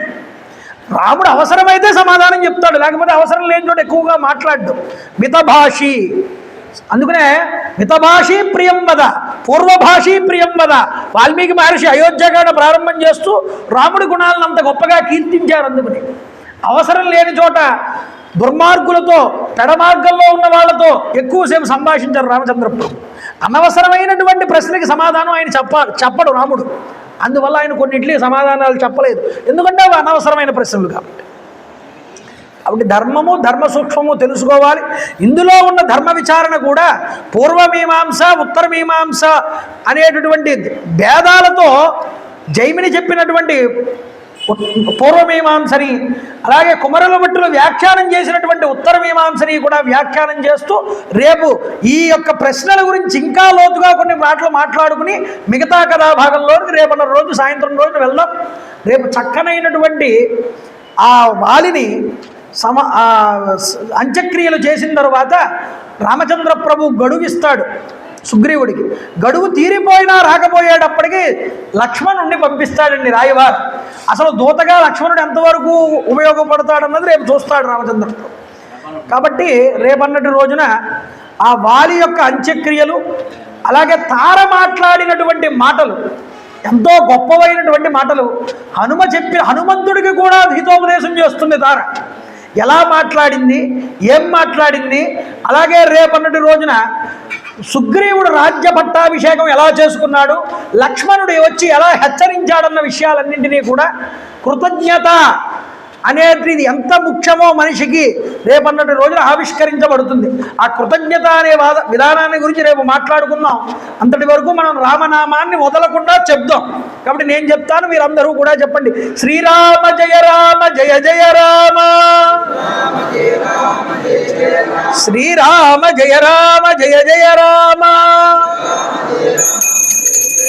శ్రీరామ జయ రామ జయ జయ రామ, హరే రామ హరే రామ రామ రామ హరే హరే, హరే రామ హరే రామ రామ రామ హరే హరే, హరే రామ హరే రామ రామ రామ హరే హరే, రామ్ రామాయ నమః, రామ్ రామాయ నమః, రామ్ రామాయ నమః. శ్రీరామ జయ రామ కోదండ రామ, శ్రీరామ జయ రామ కోదండ రామ, శ్రీరామ జయ రామ కోదండ రామ, శ్రీరామ జయ రామ కోదండ రామ. వాలి వధ చేశారు రామచంద్ర ప్రభు. ఈరోజు ఎంతో ధర్మాన్ని నిలబెట్టారు. జై శ్రీరామ్, జై శ్రీరామ్, జై శ్రీరామ్, జై శ్రీరామ్, జై శ్రీరామ్, జై శ్రీరామ్. మంగళం చక్రవర్తి ఉమాకాందాయ కాంతాయ